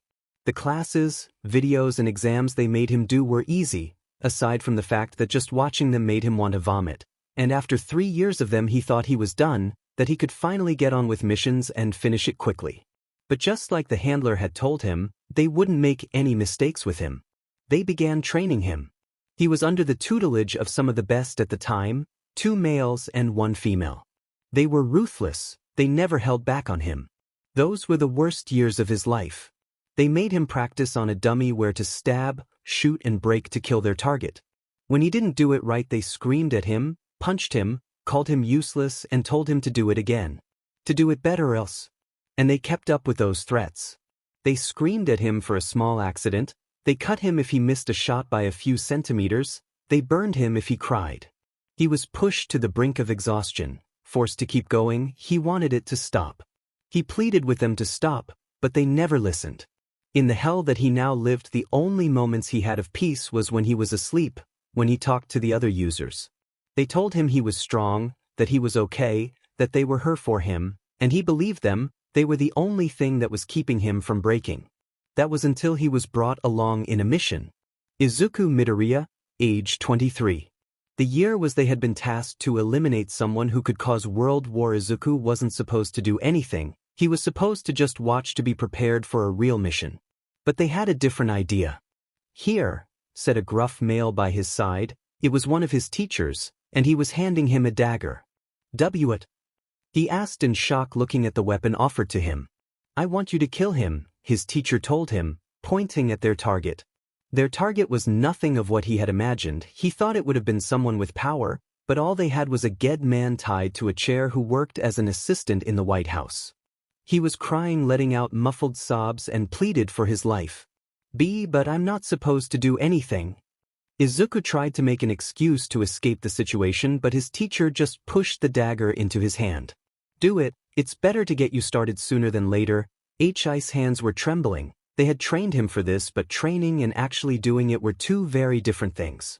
He looked between the crying man and the dagger. He knew what they were doing was wrong, but it would keep everyone safe. It would keep the timeline in its correct course. It would let him see them all again. Izuku took a shaky step forward. The man flinched. Another step. The man cried harder. And another. The man's screams were muffled by the GG in his mouth. I'm sorry, Midoriya whispered as he raised the knife and stabbed it through their target's eye, going straight into his brain. The man fought and screamed for a moment, and all Izuku could do was repeat the same thing over and over again. I'm sorry, I'm sorry, I'm sorry. That night, he didn't sleep. He just stared at the ceiling of his empty room as his mind made him repeat his first kill. The feeling of popping the eye with the dagger as if it was nothing more than a balloon, the way it went in, burying itself as deep as it would go, and the warm feeling of his blood covering his trembling hands as his ears rang from his screams of pain and fear. The training continued, but he wasn't there anymore. He watched as they trained his body, told him where to cut, where to shoot. He didn't react to any of it. Until they began the second part of it. He asked with panic in his voice.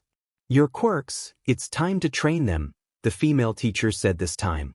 But, he tried to argue, he didn't think they would make him use one for all. He thought he could keep that part of himself out of this. Keep them out of this. No buts, she said, making his mouth close on instinct. They would hurt him again if he said anything else.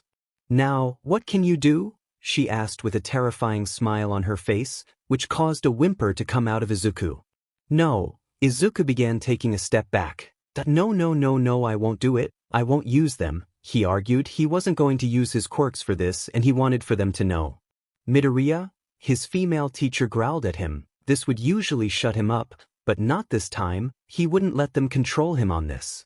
And no, he screamed, he wouldn't use them. His hands were already covered in blood. He wouldn't use their quirks. He wouldn't stain their legacies for his own dumb decisions. I won't use them. You can't make me. He knew he was acting like a child, but what other option did he have? They were threatening to take the one thing that had kept him together all this time and throw it into the mud. He wouldn't let them. He wouldn't let them take the one thing that he still has from his past. I didn't want it to come to this, kid, but you leave us no choice, his trainer answered as she snapped her fingers. Before he could react, an arm wrapped itself around his throat, and then he felt a cold sting of pain, and he was already too late when he threw his head back to hit the person behind him, hearing the satisfying crunch of their broken nose. His legs began to wobble as he fell to his knees and looked at the broken syringe next to him. Then a set of clacking footsteps approached him. He looked up as his vision began to blur, but he could easily make out the handler's silhouette and her sickening fake sweet voice. Oh dear, what happened, Midoriya? I thought we had a deal, but look at you now. Like I told you, you quirked people are so troublesome, but don't worry, we'll fix that right away. With those words bouncing around in his head, the world went black for him. What are we going to do with him? Asked one of the trainers, looking down at Izuku's unconscious form. They had to use one of their strongest sedatives against him. Just what is his kid made of? The handler, well, we can't let this project go to waste now, we have already spent too much on him to let him go, so I want you to make him understand the consequences. Izuku slowly woke up with a slight headache. His vision slowly went back to normal to show him that he was in some kind of metal room with only a metal door in it. He tried to move only to find his hands tied to his back. He turned around and his eyes widened because he recognized it. It wasn't rope, it was instead some kind of cuffs that were much bulkier than normal. Quirk suppressing cuffs. He began to struggle, but his normal strength wasn't enough to get them off, and he couldn't call on One for All for help, leaving him powerless. That's when the door opened. "Oh good, you're awake," the handler said, walking into the room. Izuku felt his blood boil and he tried to jump at her only for his body to be stopped and fell on the cold ground face first, making the handler laugh. Izuku turned around only to see his feet chained to the other side of the room. He had been so distracted by the cuffs he didn't even notice them. "I see you are enjoying my new toys. It was quite the hassle getting them, but I see that it was worth it." She squats down to look at Midoriya just out of his range. "But you know, I heard that you were going back on our little deal. That's really sad, Midoriya. I thought we could trust each other. You never told me I would be using my quirks," he barked back, trying to at least bite her nose off. "But I stated it quite clearly the day we met. We are interested in your abilities, quirks included, but the problem now is that you don't want to cooperate with us." Even after all this time, her smile was gone, leaving a cold mask of no emotion where there usually was a smile, and she then continued with a cold and sharp tone of voice, "You disappoint me." She then stood straight once again with that fake smile of hers on her face once more.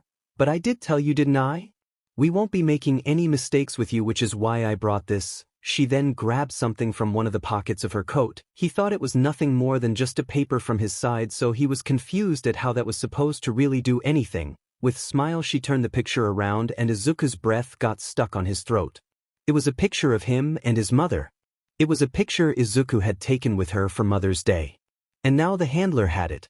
"Give it back," he snapped immediately. He had nothing left of his friends and family. He had not seen their faces aside the ones from their mangled bodies, so this was precious to him.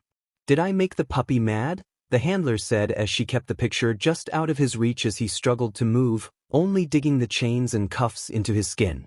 "I said, give it back," he screamed once again, trying to reach her, but all she did was laugh as she pulled something else from her coat.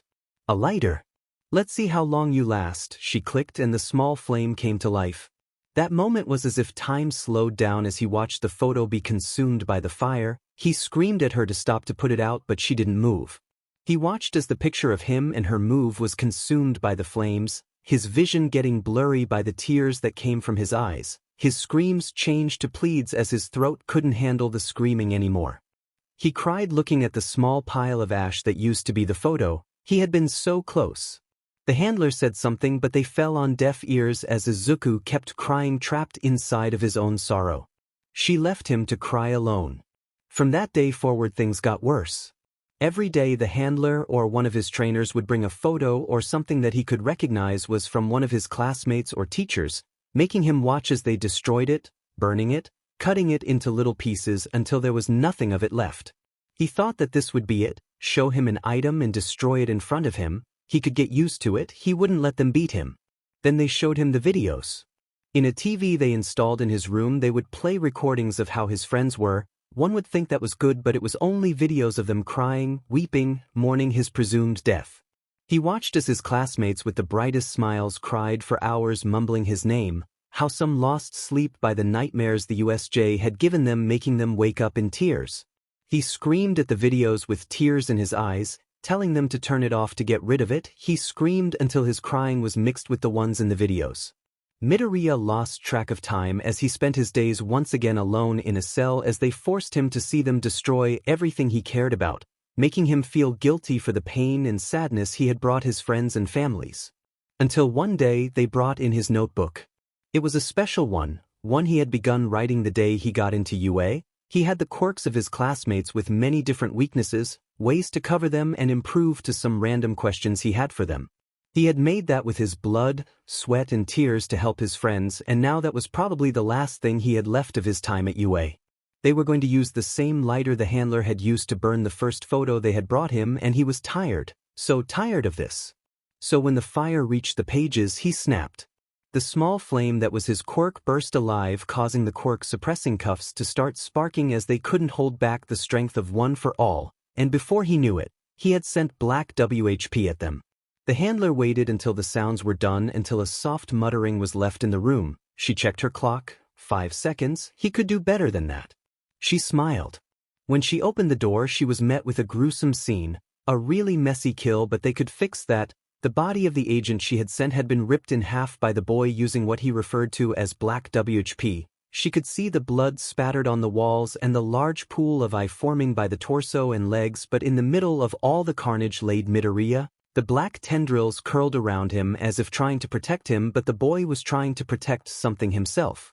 In his arms was the notebook they had brought in, not a bit of blood on it, but I couldn't be said the same for the young man himself. His arms covered in blood and some of it splattered across his face, but not even paying mind to it as his eyes were glazed over. Clearly his mind was somewhere else as he unconsciously muttered apologies to no one in particular.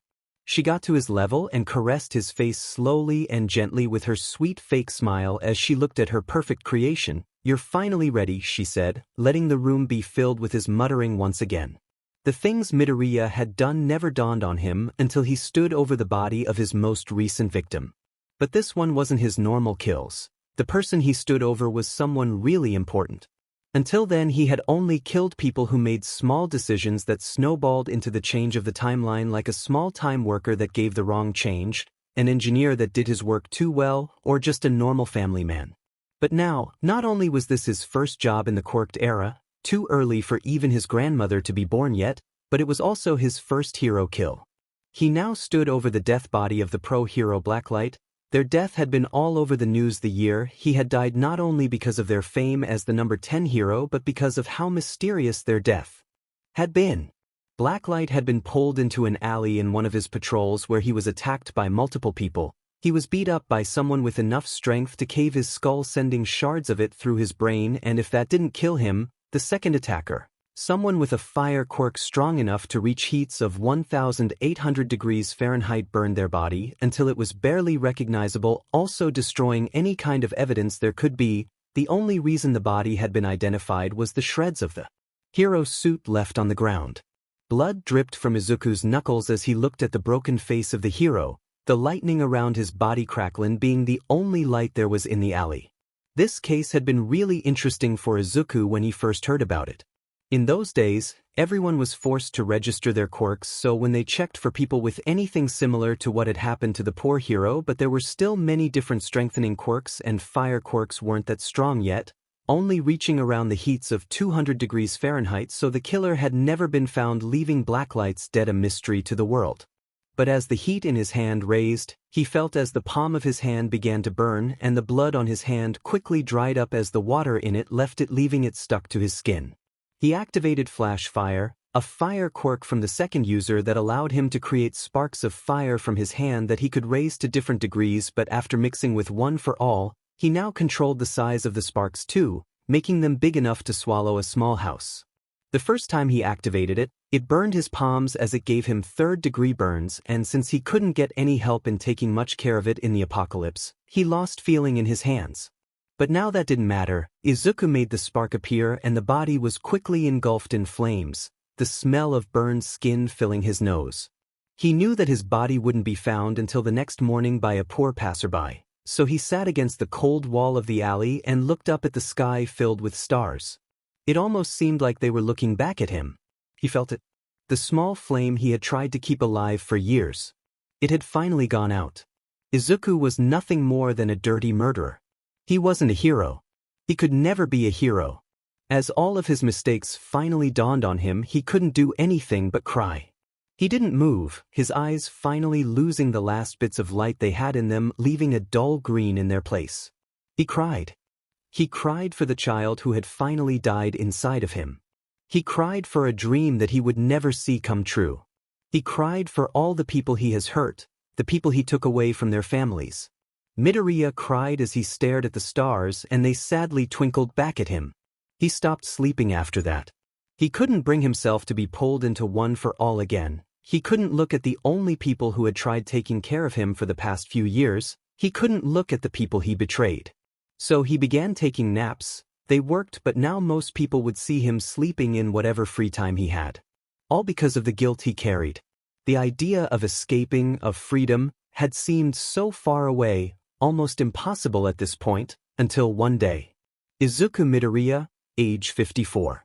He had been tasked with killing a president of the United States, Kennedy if he remembered correctly. He would have never thought that he was the cause of so many mysterious deaths over the course of history, but by then they didn't matter anymore. They were all just targets he needed to get rid of. He grabbed the sniper that was by his side, loaded the bullet and got ready as he held his breath to stop moving the gun.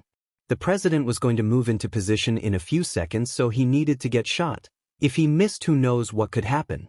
So he got ready. The air wasn't going against him, so the bullet shouldn't stray from the course. The distance was enough so that if he would have enough time to use his briefcase and get out completely undetected, the angle seemed fine. He was heading for his chest to hit a lung so that he wouldn't die immediately and instead choke on his own blood so that he would still take a few minutes for him to die, just like it's supposed to be. The radio in his left began to play, telling him that the president was going to move. This was his chance. He waited as he saw the people, the motorcycles, and soon, the car. Then he gasped. He dropped the gun and instead went for his bag. God, he was an idiot. How did he not think about that before? From the bag he brought out an old notebook, a little burned on the sides and some water damage could be seen on it too. The title on the front barely readable at this point. Notebook 13 #. He quickly opened it and skimmed through a few pages. Before, when he was young, he used it to write about heroes and quirks, but now the pages were completely covered with million different equations. He skipped over to the last page he had used. He had been working on this stupid equation for years and he was just so angry that the answer had been so easy. He grabbed a pencil from his bag as he got to work. All the noise from the radio behind him turned to nothing but white noise to his ears as he kept writing numbers down and mumbling. Then he stopped. A small shine came back to his eyes, as did a smile. This was it. He got it. He got up and quickly pulled the familiar energy that was blink and watched as his fists began to glow a light blue. He concentrated. He could only do this once. He couldn't screw this up. He wouldn't screw this up. The light grew, enveloping him in a strange yet familiar warmth, and with a smile he said to no one, "I'm coming home." And with those words thrown into the wind and a bright flash of light, he was gone, leaving only a radio and a sniper on the floor as the sound of a gun firing filled the air and the radio came to life as it talked about how the president had been shot. Midoriya finally finished talking. As he had finished his story, he looked at everyone and he really wasn't surprised by what he saw. Some were crying, others had a conflicted look in their faces, and others seemed to still be processing it. Aizawa was looking at him with a kind of pity. He knew that what he had gone through was something no one should, broken physically and mentally. He turned to look at the weight on his side. It was Eri. She had fallen asleep somewhere along the way. Thankfully it was before it got ugly. "Well, hope you all are happy now," he said as he got everyone to look at him again. He could see in their eyes how they regretted getting him to talk, how they would have preferred to go without knowing all that he had gone through. "I think it's gotten late. Go to your rooms and rest," Aizawa said, feeling the terrible tension in the room, and tried to diffuse it by getting people to finally go to sleep. Izuku had become a pillow to Eri, so he couldn't argue or slip away this time. The students also didn't argue, wanting to also leave and process everything, so all they did was nod and walk away, giving Midoriya a look before going up the stairs. Aizawa, before he left, also gave the boy a look that only made the guilt in his chest grow. He had failed his student and let him go through hell and back, and even now, all that kid could think about was helping others because he thought he was too far from ever getting help, and even the hero wondered if he could ever help the poor kid. When the living room finally was empty, he used Black Whip to silently grab a cover from one of the closets with extra items if anyone ever needed them, and he placed it on top of himself and the small child curled up next to him. She seemed to relax a little at the warmth. Izuku yawned. He had a bit of jet lag, or is it time travel lag? He didn't really care anymore, and really the couch was really nice on his tired and sore body, so maybe now that he was back, maybe he will let himself rest for a little.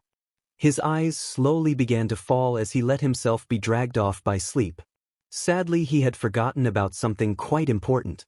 He woke up on his back on a cold, hard surface and he quickly shot up to his feet as he looked around only to find himself in an empty void. He tried to call out to anyone but his voice didn't come out. He looked down on himself to see that he was still a child but that he was now covered in a strange black mist that covered him from his ankles to his mouth, leaving his feet, hands and eyes uncovered.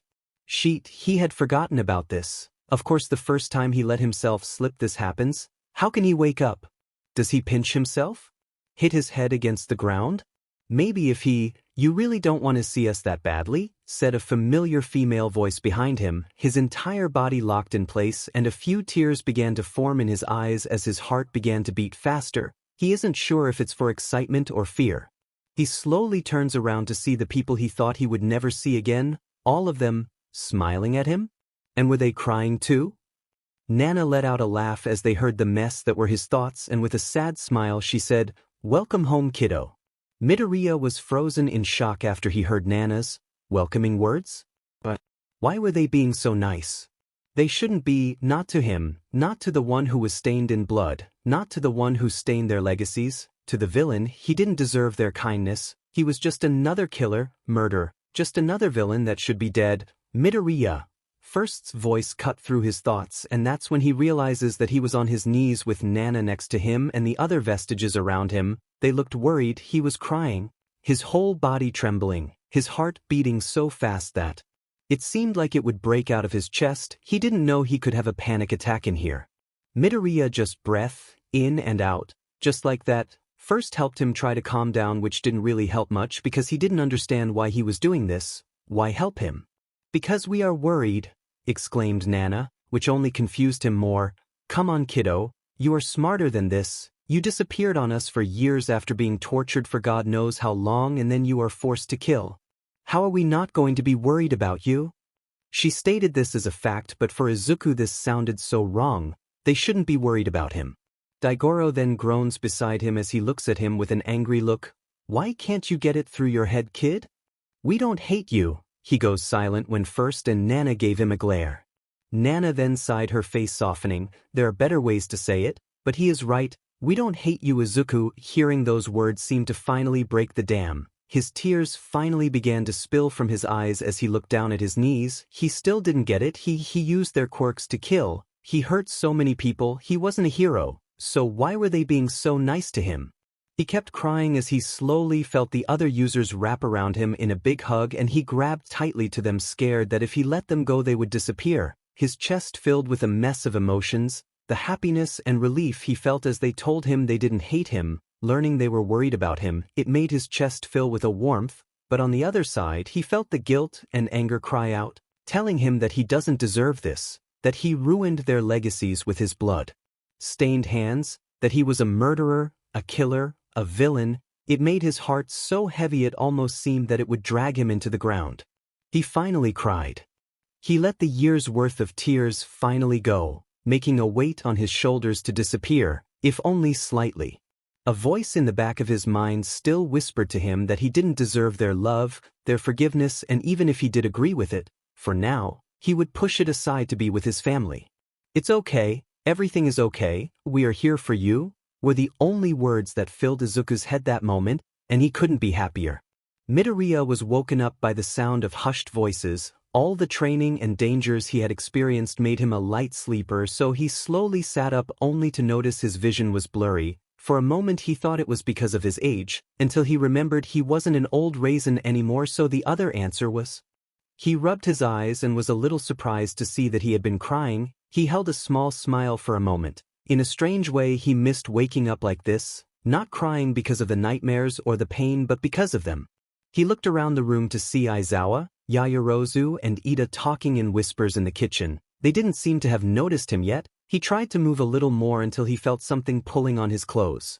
He turned around and looked at the small sleeping figure of Eri tightly holding on to him. Now that he got a better look at her in the light of the early morning, he didn't like it. Her body was thin, too thin to be healthy. It looked like she had been fed in days. Her arms and legs were covered in bandages. A few of them had fallen and showed horrible scars of many different reasons, needles, cuts and different bruises, and her eyes, even if they still held a shine to them, were filled with a deep sadness and despair. All of these things made a fire of hate rise inside of him. Which brought the question, why did he pick up a random child from the street? The answer was both simple and complicated at the same time. She reminded him of himself. When he looked at her, he could see how he was before, a scared young child that had been given a terrible hand in the unfair game of life. He saw an abused child pushed to their limits, someone whose innocence was stolen too early. He couldn't wait to find whoever was responsible for hurting her and tearing them to bloody pieces, but he wouldn't do it quickly, he would make it last, and that was a promise. He was snapped out of his plans for murder when he heard footsteps from the kitchen. He turned around to see his teacher walking up to him. He made a quick sign for him to keep quiet by putting a finger over his lips and pointing at Eri. The hero understood and nodded but then stopped before signing in sign language. "Meet me in Nizu's office in 10, we need to talk." Izuku nodded and signed back a simple okay, which seemed to surprise him a little but decided to finally leave. He wanted to try and think why he wanted to talk to him and even more in Nizu's office, but it was hard considering the many different things that had happened in one night, and even more when he heard a gasp from the staircase. He turned around to see some of his class and a starry-eyed Mina looking at him and Eri. He gave them a glare which seemed to give the message of silence pretty clear as they tried to make as little noise as possible, which, considering them, was not a lot. The only thing that annoyed him was how many photos they were taking of them. Isn't this an invasion of privacy or something like that? Finally Eri slowly woke up, still holding on to him with one hand as she rubbed her eyes with the other. She curiously looked around at the other students and her new surroundings, and she did seem to panic a little but seemed to calm down thanks to him being there. As much as he wanted to stay there with his new daughter Eri, he still needed to meet Aizawa in Nizu's office, and he didn't want to be late for that weird rat. So he told Eri that he would be gone for a few minutes but that if she needed anything she could ask one of his friends. She looked a little nervous about him leaving and she asked, Are they nice? Izuku noted her trust issues down as something else about her in his mind, just as he also noted down that he should slowly cut the fingers of whoever hurt her aside from everything else he had planned. He turned around to his friends and gave them all a murderous glare, making them pale and nod their heads. With that out of the way, Izuku finally left the dorms and, not wanting to walk all the way there, just blinked to the front of the office, appearing right next to Eraserhead, making him jump but quickly going back to his tired expression. "I don't think I will ever get used to that," he says, getting a laugh from the boy, and finally opened the door where they saw the small chimera drinking tea. "Great to see that you are both here. Take a seat please, we have a lot to talk about." "I see. So you are the one who attacked you," a man wearing a blood-red scarf said as he stood in the middle of Kurogira's bar. This was the dangerous hero killer Stain, and was facing off with Shigaraki as the handler watched from her seat in one of the tables, a glass of whiskey on her hand. "And now you want to recruit me too?" Shigaraki was leaning against the bar table as he looked at Stain through the spaces between fingers in the hand covering his face. "Yeah, it'll be great. You are already a really high level." Stain eyes narrowed as his long tongue liked his lips. "And what's your mission?" Stain asked. In all honesty, he was quite the complex villain, one that only went after those corrupt heroes who used their powers for evil while keeping the fake smiles up to fool everyone. But not him. He saw through those masks and cut them down for everyone to see, so the meaning of this question weighed heavily on his decision, and the handler knew that. Which is why she cut off Shigaraki and gave her own little answer. "It's to create a more equal world for all." She had always been good words as she noticed the way his eyes glint with a small spark of interest in his eyes. Shigaraki, on the other side, didn't look happy at her, but she just ignored him. He would thank her later on. "But we also need help with a little something. There's this man who poses a danger to heroes, villains and civilians alike, and recently we heard news that they were going to go after All Might next, and so we thought, who better for the job than you?" By now, Stain's attention was settled on her and his back fully turned to the angry brat that is Shigaraki, but she still saw the doubt in his eyes, but it was quickly consumed by curiosity. "And who is this person?" With a smile, she gave him the folder she had been keeping with her in case this happened. Stain opened the folder to see that the first page was a detailed description of what they could do, also accompanied by the picture of an old man with silver white hair and the smallest hints of green hair in there. As much as he hated it, he had to admit that he was impressed. They spend most of their life training in assassination with almost any kind of weapon there is and had their body, Even at their old age, at peak condition, they held an analytical mind like no other, capable of forming plans in seconds. I still don't see how they could be a threat to someone like All Might. He said this with anger, as he didn't like how they said that someone like the only person he has deemed as a true hero could be taken out by a mere assassin. Oh, don't judge a book by its cover. All Might may be strong, but I don't want to ruin the surprise. Keep reading. The smile she still held made it seem to him like she was just playing, like she wasn't taking any of this seriously, but he was curious to know why they thought he could take on All Might. He flipped page to see a description of their quirk. It allowed them to stockpile energy and enhance their strength, speed and reflexes to superhuman levels, and as noted there, strongest is capable to not only completely blow someone's head apart, but the shockwave can break down walls around them. This made his blood boil. Someone with that kind of power, and they were using it to kill. It was disgusting. He turned the page and was met with another quirk. He turned to look at the blonde woman in confusion, but she just gave him a knowing smile. He kept reading the pages only to find out that this dangerous assassin had not one, not two, but 7 different quirks, all capable of killing a human or causing immense damage. The next pages were filled with names. For a moment he didn't understand why they were there, until he realized it was the same thing he did. It was a list, not of future kills, but the names of all of his victims, and it just went on and on for pages. He found the names of completely random people, but after a while he saw names he recognized, names of both heroes and villains.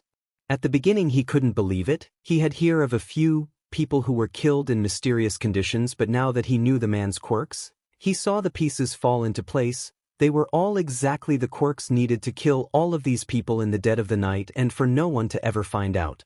He grabbed the photo of the old man and set it on the table before unsheathing one of his knives and stabbing it through with it. He then turned back to Shigaraki with a feral anger in his eyes. I shall eliminate this beast and bring justice to his crimes.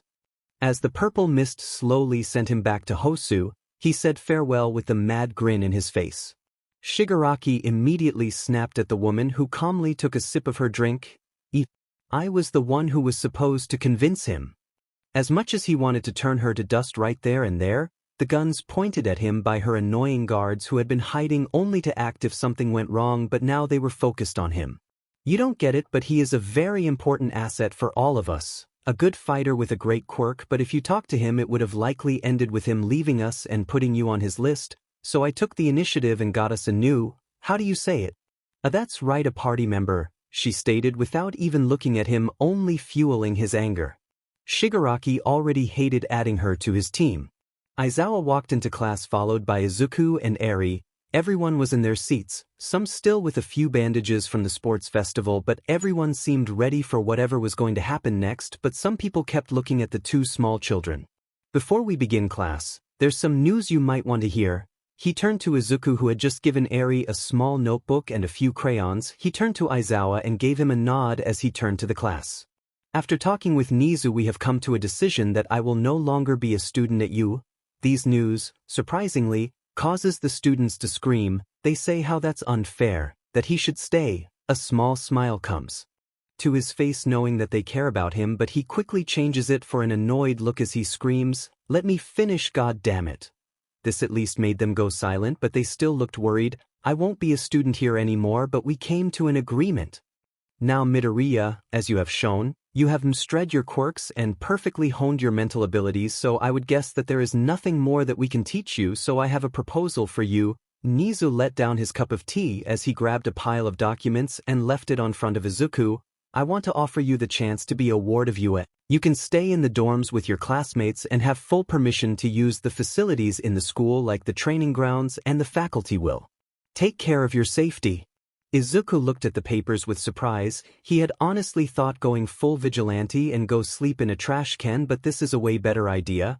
But something came into his head, a probably not better idea for him, but that would be better for the others. I'm going to have to refuse, and instead I want UA to take Eri, but I still want a place to sleep, so I have different deal. I am now your new quirk studies teacher. I will help you improve and figure out different ways to use your quirks, but first we have something more important to do. He smiled, sending a shiver down his new students' backs. Let's choose some hero names. Izuku looked at his students and was pleasantly surprised. They all had their own hero name for their internships. but there were 3 students that had his attention. The first one was Bakugo. When trying to choose his hero name, Midnight had to say no to it twice since he wrote King Explosion Murder and Lord Explosion Murder. It was no surprise to him that he hadn't changed at all. The second one and the least of his concerns was Shinso, the kid they had put to fill his place in the class. He had been given all of the kids' files including his, and it wasn't pretty. Shinso was a kid who was abandoned by his parents and had been jumping from foster home to foster home until his most recent one. His quirk was brainwashing, allowing him to control anyone who talked back at him. He was recommended by Aizawa. He didn't have any problem with him taking his place. He had potential and Izuku couldn't be a hero anymore, so he was fine with it, and he also found his hero name good. The control hero, Mermaid, he was fine in his books. Now his biggest worry was Todoroki. Before he had left, he had made a connection with the kid and had even gotten him to talk more with the others, but now he seemed more closed and, pun not intended, cold, and his hero name did nothing to help the fact that he wasn't okay. Snowstorm, even when Midnight tried to get him to use a name with both of his powers, he just gave her a glare and went back to his seat. He was a little worried about Ida. He heard about what happened to his brother. The poor guy had been paralyzed from the waist down, forcing him to give up hero work, all because of the hero killer stain. He hoped that he wouldn't become a risk in the future. Now they had a big choice to make, their internships. Aizawa turned a screen on and names and numbers began to appear. To no one's surprise, Bakugo and Todoroki had the most offers, but Ida came in close third with Shinso. Everyone was excited to be able to work with real pro heroes. Aizawa handed Izuku a large stack of paper, all divided for each student, and as a little bonus, Midoriya had placed his own little notes on every hero and marked the ones he most recommended for each of them, but they were still encouraged to choose whoever they wanted. After a few more minutes they were all done choosing. Some were a surprise, meanwhile others were really expected, and only a small few went with his recommendation. Bakugo had gone and chosen the highest-ranked hero on his list, that one being Best Genist. Todoroki had gone with an ice-related hero. He put that one away. He has to talk to him later. But for now, he has a class to give. Put on your PD uniforms and meet me in Gym Gamma. It's our first class, so don't be late, he said, picking Eri's things and holding her hand as they left, not noticing the surprised faces from everyone and the feeling of déjà vu. When he arrived, he was surprised to see that the Gym Gamma was a lot bigger than he had, though, which was good considering how much space some of them needed for their quirks. He led Eri to a room in the back where he was sure she would be safe and where Aizawa was also going to be to make sure that nothing went wrong. Soon enough, the class came through the door, all looking a little nervous, wondering what would happen. "All right, let's begin. Come up here and fight me," Izuku loudly stated, surprising the entire class and causing Aizawa to face palm. "Before I am able to give you any advice, I need to see if any of you have become better than the last time I saw you. So come and prove to me that you can be better heroes." This seemed to make a few of them relax and get into the mood, as a few of them gave him a determined look, but before anyone could make a move, a really angry blonde missile came blasting from the middle of the group directly at the small greenette. "Igyu!" Bakugo screamed as he came towards Midoriya, stretching his right arm ready to hit him with another explosion. All the boy did was roll his eyes and blinked to the side, looking unimpressed at the young blonde as they used another explosion to redirect themselves. "You think I can't be a hero, you bastard?" Same Bakugo as always. "I didn't say you couldn't." Izuku only glared at Bakugo as he came at him. "I said that you could be better." In that second, the back of Izuku's clothes burst open as black tentacles came from his back. By the time Bakugo realized what was about to happen, it was already too late. The tentacles shot forward and restrained Bakugo. 2 held his wrist, not letting him move his hands. 2 more restrained his feet, and 1 more wrapped around his neck. It didn't put enough pressure to snap his neck, but it was enough to make him freeze. "You all think that you can become heroes with what you have, but the truth is, you are not prepared for the world." Izuku then looked at the other students watching. Some looked worried for their classmate and the other looked scared. "You survived the USJ by almost pure luck. The people there were nothing more than a few thugs, but there are people out there that will not hesitate to put a knife through your chest." He let go of the blonde, making him fall to the ground as he rubbed his neck and looked at the small green child. "What you have now is good, but it isn't good enough. You can't go around life with only brute force. You need to learn how to control your quirks better so that what happened in the USJ never repeats itself."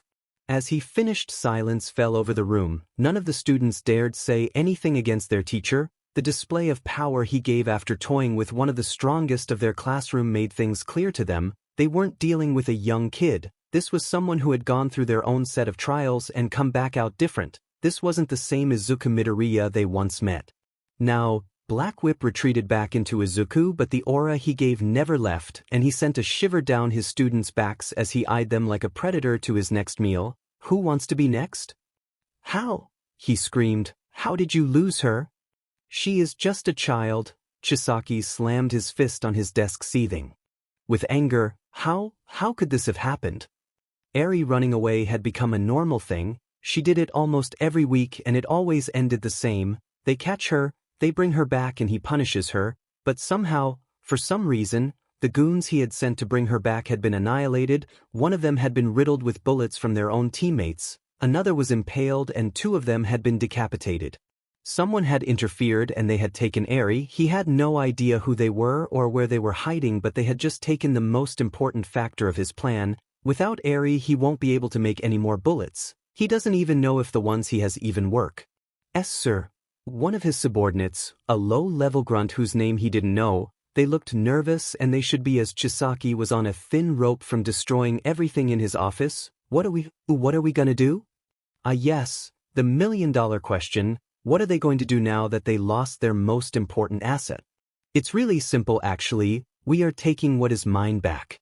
Overhaul stood up from his chair and walked to the door. The grunt stood straight as his angry boss walked closer to him. Overhaul removed one of his gloves and quickly grabbed the grunt's face and let his quirk course through him, ignoring the screams of the grunt only for them to disappear as their body exploded in a mess of blood staining him and the walls.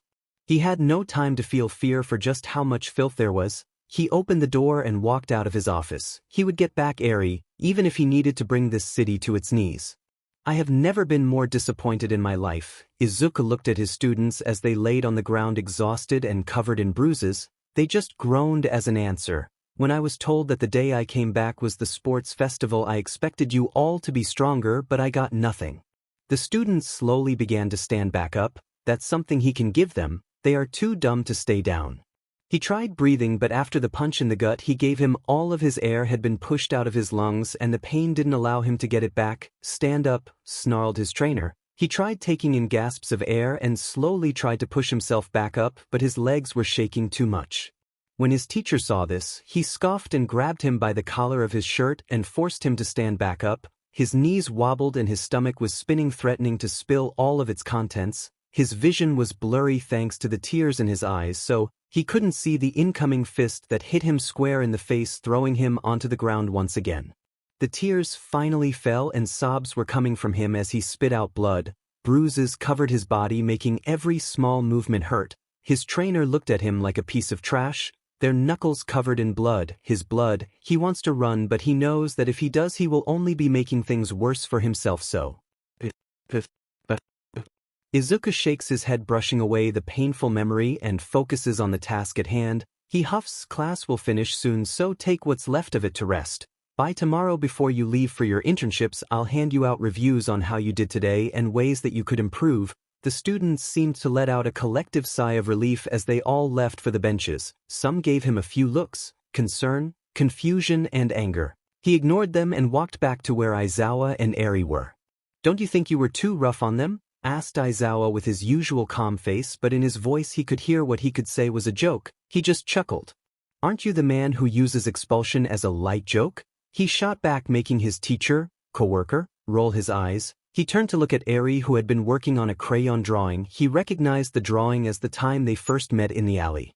He smiled at her, but he couldn't help the anger that formed in his chest. He had saved her, but he had no idea from what. She had pretty much stuck to him ever since he got her, and she showed that she trusted him with her life, which showed just how badly her other relationships had been to cling to the first person to show her normal human decency. He hadn't tried to push it, but he needed to know just what was it that happened to her, to know who hurt her, and then he looked at her small bandaged arms and he felt his blood boil and he clenched his palms, ignoring how they were burning. Make them taste their own medicine. Class finally ended and they were dismissed so they could go and change and get ready for their next class. Izuku asked Aizawa to take care of Eri for a few minutes. He looked annoyed, but he could see in his body language how he was faking it. He stayed in the training room, he had checked and no one was going to use the room that day, so he decided that it would be a good time to get some training in. It's not like he wasn't any good with his quirks. Yes, being a small child with no muscle did give him a big disadvantage, but the idea of training to keep his skills at top form had been beaten quite badly into him. When he finally finished, he looked down at himself. He was happy to be able to use Black Whip, Float, and Blink, but he really didn't feel comfortable not being able to use all the other quirks. It didn't exactly feel like they had taken his weapons. He has never thought of them as weapons, but like they had taken an important part of him, like he was a puzzle with a few missing pieces. As he walked out of the training ground, he ran into the last person he wanted to see. Oh, young Midoriya.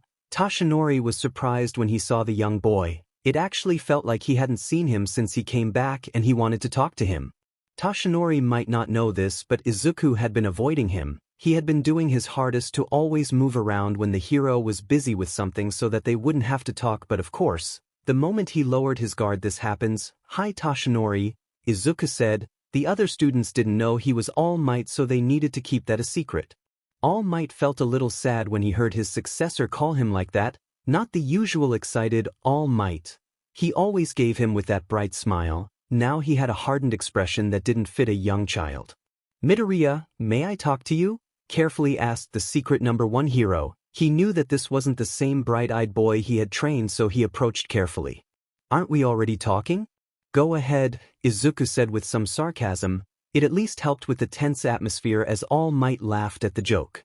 "Thank you, my boy. What I wanted to say was..." Toshinori took a deep breath and bowed in front of his ex-student. "I am sorry, Midoriya."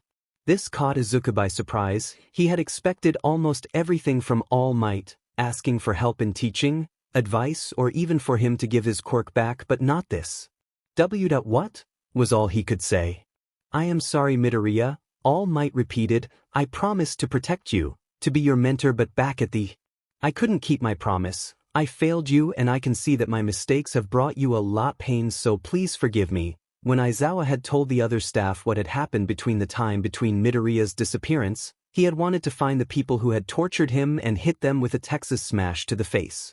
Izuku just stood there in shock with his eyes wide open, and for a moment, only for a second, he felt his throat ache as he held back the tears. Why was he apologizing? He did nothing wrong. What had happened back then wasn't his fault. Nothing about what he had gone through was his fault. If anyone needed to apologize, it would be him. He was the one who tainted the quirk with blood, the one that failed to keep his promise to All Might, the one who let everyone die. He took a deep breath in and moved his hand and rested it on top of All Might's head, a strange warm feeling filling his chest as he ruffled his old teacher's hair. "It's okay, I know you did your best." All Might slowly looked up to see his student's face, and for a second he saw the young boy he had trained, the one full of hope in his eyes with a familiar smile. The smile that always helped him get back up. Maybe it was just what Izuku had told him about the dreams he had with the past users, but for a second, behind Izuku he saw Nana smiling with a hand on the young boy's shoulder. All Might straighten up again with a smile and a few small tears in his eyes. "Thank you, my boy. I promise you that this time I will be next to you when you need it." With that weight off his chest and new vigor, the blonde teacher left. Izuku looked down at his hand as he felt the warm feeling inside of his chest settle, remembering the times when the vestages played with his own hair. They all really liked it since it was always so big and fluffy. A small smile on his lips as he began walking to the teacher's lounge. Only to be met with a surprise. "I am going to what?" Izuku asked, looking at Aizawa, who was grading a few papers from Class B. "Midoriya, you may not be a student anymore, but you are still under UA's protection, meaning that we can't just leave you alone during the internship since the school will be closed, so putting you in an internship was the best decision since you could also watch your classmates' quirks in action and help them grow," Aizawa simply answered as he finished with the papers and put them aside. Izuku didn't like this. He just wanted to go and find the BSRD who killed everyone, not go on some dumb side job, but he couldn't really argue against the points he was making. Fighting his class was something, but seeing them act on a real situation would definitely help with his analysis. "Ugh, fine. Who am I with?" he asked, expecting him to be with one of the more powerful students like Momo or Todoroki, but was confused as Aizawa pulled a folder from one of the drawers of his desk and handed it to him with a grin. You are with me, problem child. You ready, kid?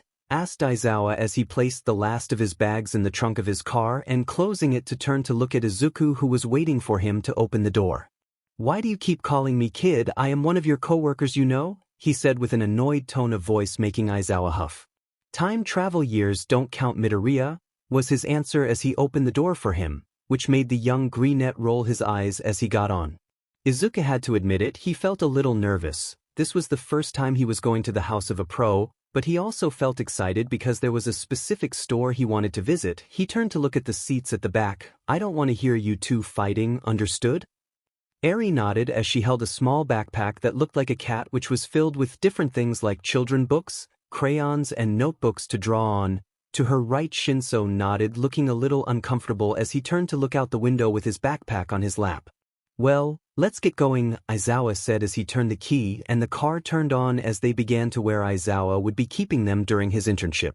Midoriya was surprised when he saw that Aizawa had another kid for his internship, even more when he found out it was Shinso. He hasn't gotten the chance to talk to him yet, but he had noticed the way he acted around him, like he wasn't comfortable around him, which he could understand since the first time they met he came out of a time anomaly and then killed a few people in front of him. The ride went on in with no one talking, the only sound being the low music coming from the radio. Aizawa was focused in driving, Eri was entertained playing with her new backpack, and Shindu and Izuku were both lost in thought. Or he was until he recognized the street they were in. He immediately went into full alarm as he recognized the same traffic signs he had seen either scattered across the ground or bent and broken on their spot. The houses that once were nothing more than piles of rubble and ash, the streets covered in corpses, the ground stained in a permanent red. Aizawa, why are we here? He quickly asked, turning to see his teacher with anger and panic in his face. Aizawa knew that he recognized the street, and how wouldn't he? This is where he used to live. Where he found his mother's corpse. It was only a few days after he had arrived. He had yet to leave his town, with the hopes of finding anyone alive. He called out, hoping for anyone to answer him. He moved piles of rubble, hoping to find at least a struggling survivor, but all he found were rotting corpses. He had looked everywhere by then. All except one place. He couldn't do it. He couldn't bring himself to look there. His street, his home. He knew what he would find, but he didn't want to see her. He couldn't see her like that. And yet, he knew that he needed to see her. Deep down, he knew that he needed to do the same thing he did for his friends. So he walked. He walked and walked, making sure not to look beneath him as his shoes got stained by the puddles of blood that he walked on.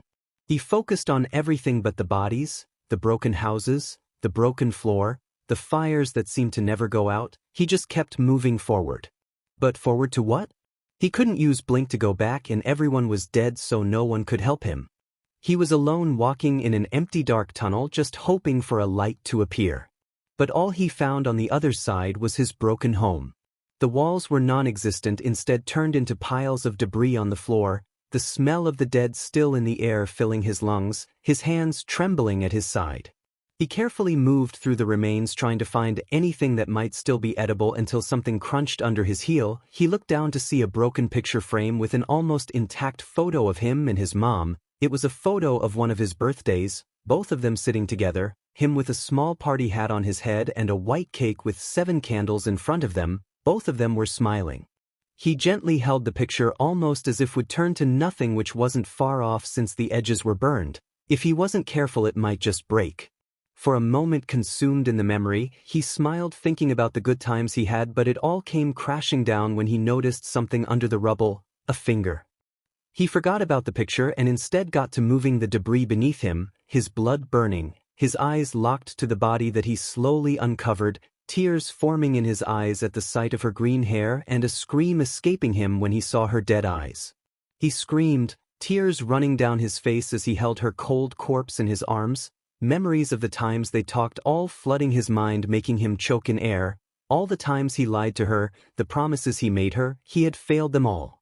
Midoriya was alone. Kid! Izuku snapped back to the future when Aizawa called him. They had somehow moved from the car to the front door when he was still in his own head. You ready? His teacher asked him. He really wanted to say no, to just turn around to leave, to not see her face. But he couldn't run away. He promised himself and the others that he would save them, make a better future for them, but he also needed to apologize to them. He didn't want their forgiveness, he didn't deserve them, but he wanted them to know that he was sorry that he had failed them. So he thought of this as just another small step in his plan. Just that. He gave Aizawa a quick nod and the pro knocked on the door. "Miss Midoriya, it's Eraserhead." For a few seconds no sound came from the other side. A ball of nerves began to form in his chest. He had been trained to ignore his fight or flight instincts, but for some reason the option of running away seemed like a great option there. But his mind focused back on the door when the sound of keys came from the other side. The lock turned and the door slowly opened. A short woman with bags under her puffy green eyes, her hair a mess. In all honesty, Inko Midoriya had not been doing well. "Good afternoon, Eraserhead. Any news to dash?" Inko had been about to repeat the same line she had given him for the past month. She was devastated about losing her little Izuku, but even then a small spark of hope always stayed with her, but she couldn't living like she used to. She stopped eating and instead passed the time looking at old pictures or crying, sometimes both. All she wanted was her little baby back. So when she opened the door and saw not only Eraserhead but her son, except just much more smaller and younger than he should, she had to blink a few times to make sure that what she was seeing was real, but what made her completely sure was the bright smile that came from his face with tears threatening to fall from his eyes. She didn't wait another second and she rushed forward to hug her lost son. He froze for a minute at the feeling of her warm embrace and the tears that fell on his shoulder. He slowly raised his arms, unsure if he should hug her back. His eyes went to Aizawa, who was looking at the two of them with a small smile and gave him a nod. Izuku carefully wrapped his arms around his mother and just like her, tears began to fall from his eyes and words escaped his throat as the words that he had only dreamed on saying finally came out. "I'm home, Mom. I'm home." To be honest, it still felt like a dream to him. Izuku was now sitting in the couch of the living room of the house he thought he would never see again. Aizawa next to him watching as his mother kept shedding tears after hearing his story. He thought about keeping what had happened to him a secret, but the moment she hugged him the dam he had made broke and it all just came spilling out of him. Shinso and Eri were in another room waiting for their conversation to finish. When he told her about the small girl he had stolen helped, she decided to be the best grandma there was, and he wasn't really sure if he had much of a choice when the role of parent was pushed onto him, and when he tried to ask for help from his teacher his eyes just conveyed the words, "Deal with your consequences." "I'm so sorry, Izuku," his mother said, unsuccessfully wiping away her tears as more just took their place. Izuku just shook his head. "Mom, don't say that. No one could do anything and really I'm the one at fault for just trusting a random woman in the apocalypse," Izuku said, rubbing the back of his neck. He had ignored the alarms that the handler gave him because of just how much the idea of being with other humans made him excited. "By now you don't need to worry anymore, Mississippi Midoriya. Your son is safe even if in a strange condition and he has UA backing him up. This time I promise you that nothing will happen to him." Izuku was surprised by the unusual determination in his teacher's voice, even more because he was talking about him. His mother didn't answer, instead she just looked at Aizawa in the eyes with her own glare of determination. Their silent battle continued for at least a minute until finally his mother broke it off by looking at her hands. She looked back at Aizawa with a glare as strong as a million suns. "One last chance. That's all you will get." Izuku let out the breath he had been holding in and watched as his teacher bowed, accepting the chance and threat his mother had given him. She may look simple, but she is a woman with many connections. Not long after he was hugging his mom goodbye and was already sitting in the passenger seat of his teacher's car once more, the two kids in the back had small bags with candy his mother had made for them. Aizawa started the car again and they were on the move once more. Izuku looked out the window watching the houses pass by. "You know, I'm pretty angry that you didn't tell me that we were coming here," Izuku said. Aizawa nodded. "But still, thank you. If I didn't come now it feels as if I would have never come back," Izuku said, and the car fell into silence for the rest of the ride. His teacher's house is a lot different than he had expected. 1. There were about 3 times the cats he had expected there to be, and by that he means only 3. He didn't know he was a cat person. 2. It seemed a little. "Isn't this place too big for only one person?" Izuku asked as he moved their bags using Blackwhip, a black cat with white spots and yellow eyes looking at him curiously. I don't live alone, my husband also lives here, but with the amount of students that went with him for an internship he will most likely be sleeping in his office for a while. Izuku didn't expect him to be married. Was that something new that happened in his time missing or something that's already established? He shrugged and just moved on from it. Well, it's still a really nice place, but I have somewhere I need to go for now. Izuku left the bags in the living room and walked back to the front door, but Aizawa blocked his path with his hand. And where do you think you are going? I'm going into town to see an old friend. You really need to trust me more, sensei. Izuku challenged him with a smirk, but Aizawa just smiled back. Take Shinso with you, then you can leave. Izuku groaned. He wanted to be alone, but he knew that his teacher was doing this not for his sake but for Shinso. The entire time he had been here the boy was obviously uncomfortable about him for some reason, and this would be a great reason to figure out why. Fine, he looked back at the purple-haired kid who seemed to stiffen a little. What are you waiting for? Let's get moving. Izuku walked past his teacher and waited for Shinso to finally start moving so they could leave. He was happy that Aizawa lived nearby the place he needed to visit. He didn't recognize the street at the beginning, but the moment he saw the stores he realized where he was. If he was lucky, he would still be there. Izuku looked back at Shinso. Even now he was putting distance between the two of them. That's not good. If they were both going to be together for this entire thing, they needed to fix whatever the problem was. Why the long face? He asked. Shinso didn't answer, instead just opening his mouth but no sound coming out until finally, you are a lot different than I expected. Izuku laughed. He didn't expect that one. Well, sorry to disappoint, and who even talked about me, my mom? He asked as a joke. The class, Shinso answered, making Izuku stop and look back at him. They talked about me? Yeah, you were the only thing they talked about, and the entire school too. Izuku was confused. Why would the entire school talk about him? He gets why his classmates did it, but why the others? Izuku Midoriya? The boy who disappeared? The one black mark of UA? That's what they usually would say, and I can see why. A student disappearing and thought dead by everyone would be a big problem, even more if they were from UA. Izuku was starting to get the picture. He was a mistake. Like he said, the one black mark of UA. If he remembered UA, in all of its time as a school, had no accidents with villains or its students, but then he happened, a villain attack and a missing boy. They would have been able if only the villains attacked, but with his disappearance, keeping that under the rug would be impossible. So I just feel, I don't know, a little out of place being with you. Izuku looked at him with confusion. Why? Are you nervous that people will think differently of you because you are hanging out with me? Shinso stopped. He didn't know if he should say it. On one hand, Midoriya had shown how easily he could end him if he made him angry, but on the other, he remembered the times his classmates talked about how understanding and kind he was, so maybe. Well, not entirely. You already know that they gave me your seat, so when you came back, it finally dawned on Izuku. The kid was nervous, scared even, that with him coming back, it would mean losing his place in the hero course. That's why he seemed so uncomfortable with him. He feared that he could take away his dream. Midoriya let out a sigh. He never liked the feeling of being feared, so he stopped and looked directly at Shinso. Kid, look, I was a little surprised when I heard they put someone in my place, but the thing is, after checking your files, I'm actually surprised you weren't in our classroom from the beginning. Shinso looked at him with wide eyes, but Izuku just continued. The exam was unfair for your quirk, but over the course of the sports festival you showed just how valuable someone like you is. And your grades aren't too bad either. He noticed as a few tears forming in the boss' eyes, but he still had one more thing to say. What I'm trying to say is, I'm glad it was you that got that place. Izuku quickly turned around as he began walking again.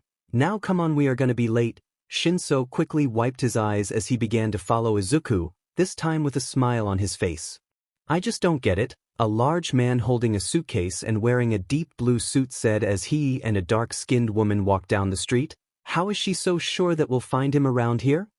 I don't know, Hazel, but I don't want to try and argue with whatever methods that witch does things. If she says that we will find him here, then he'll be here. The woman kept walking, looking at everyone. They had a picture of their target, but finding an old man with only a few green hairs was harder than one would think, even more in a crowded place like a mall. The reason why they were here was because the handler had told them that Izuku would most likely be here, but it felt like finding a needle in a haystack since they had already confused him for at least 3 different people with green hair, be it either because of their quirks or just because that was their natural hair color. She had been born and raised in the era before quirks, and really, she didn't like them.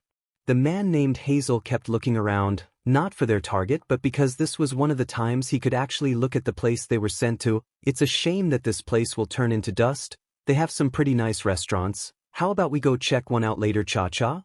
Hazel asked his partner, who just shrugged him off as they reached their destination. It was nothing special, just one of those stores that sell a bunch of different things, from clothes to kitchen utensils. Why someone like Izuku would come here is beyond her, and she didn't care about asking when they met. The store was filled with people checking different products, some even going into the changing rooms to see if the clothes they saw fit them, but no sign from their target. Hey, what about that one? Cha-Cha had heard that line multiple times from Hazel since he just kept pointing out every person with green hair they walked by, and this time she was surprised. That's a child, we're looking for an old man, you idiot. But Hazel didn't stop looking at the young green-haired boy who was accompanied by an older boy with messy purple hair as they looked at a plushie of a green bunny. Didn't they also give us a photo of him when he was younger? Hazel asked. Cha-Cha rolled her eyes as she brought out the two photos of their target.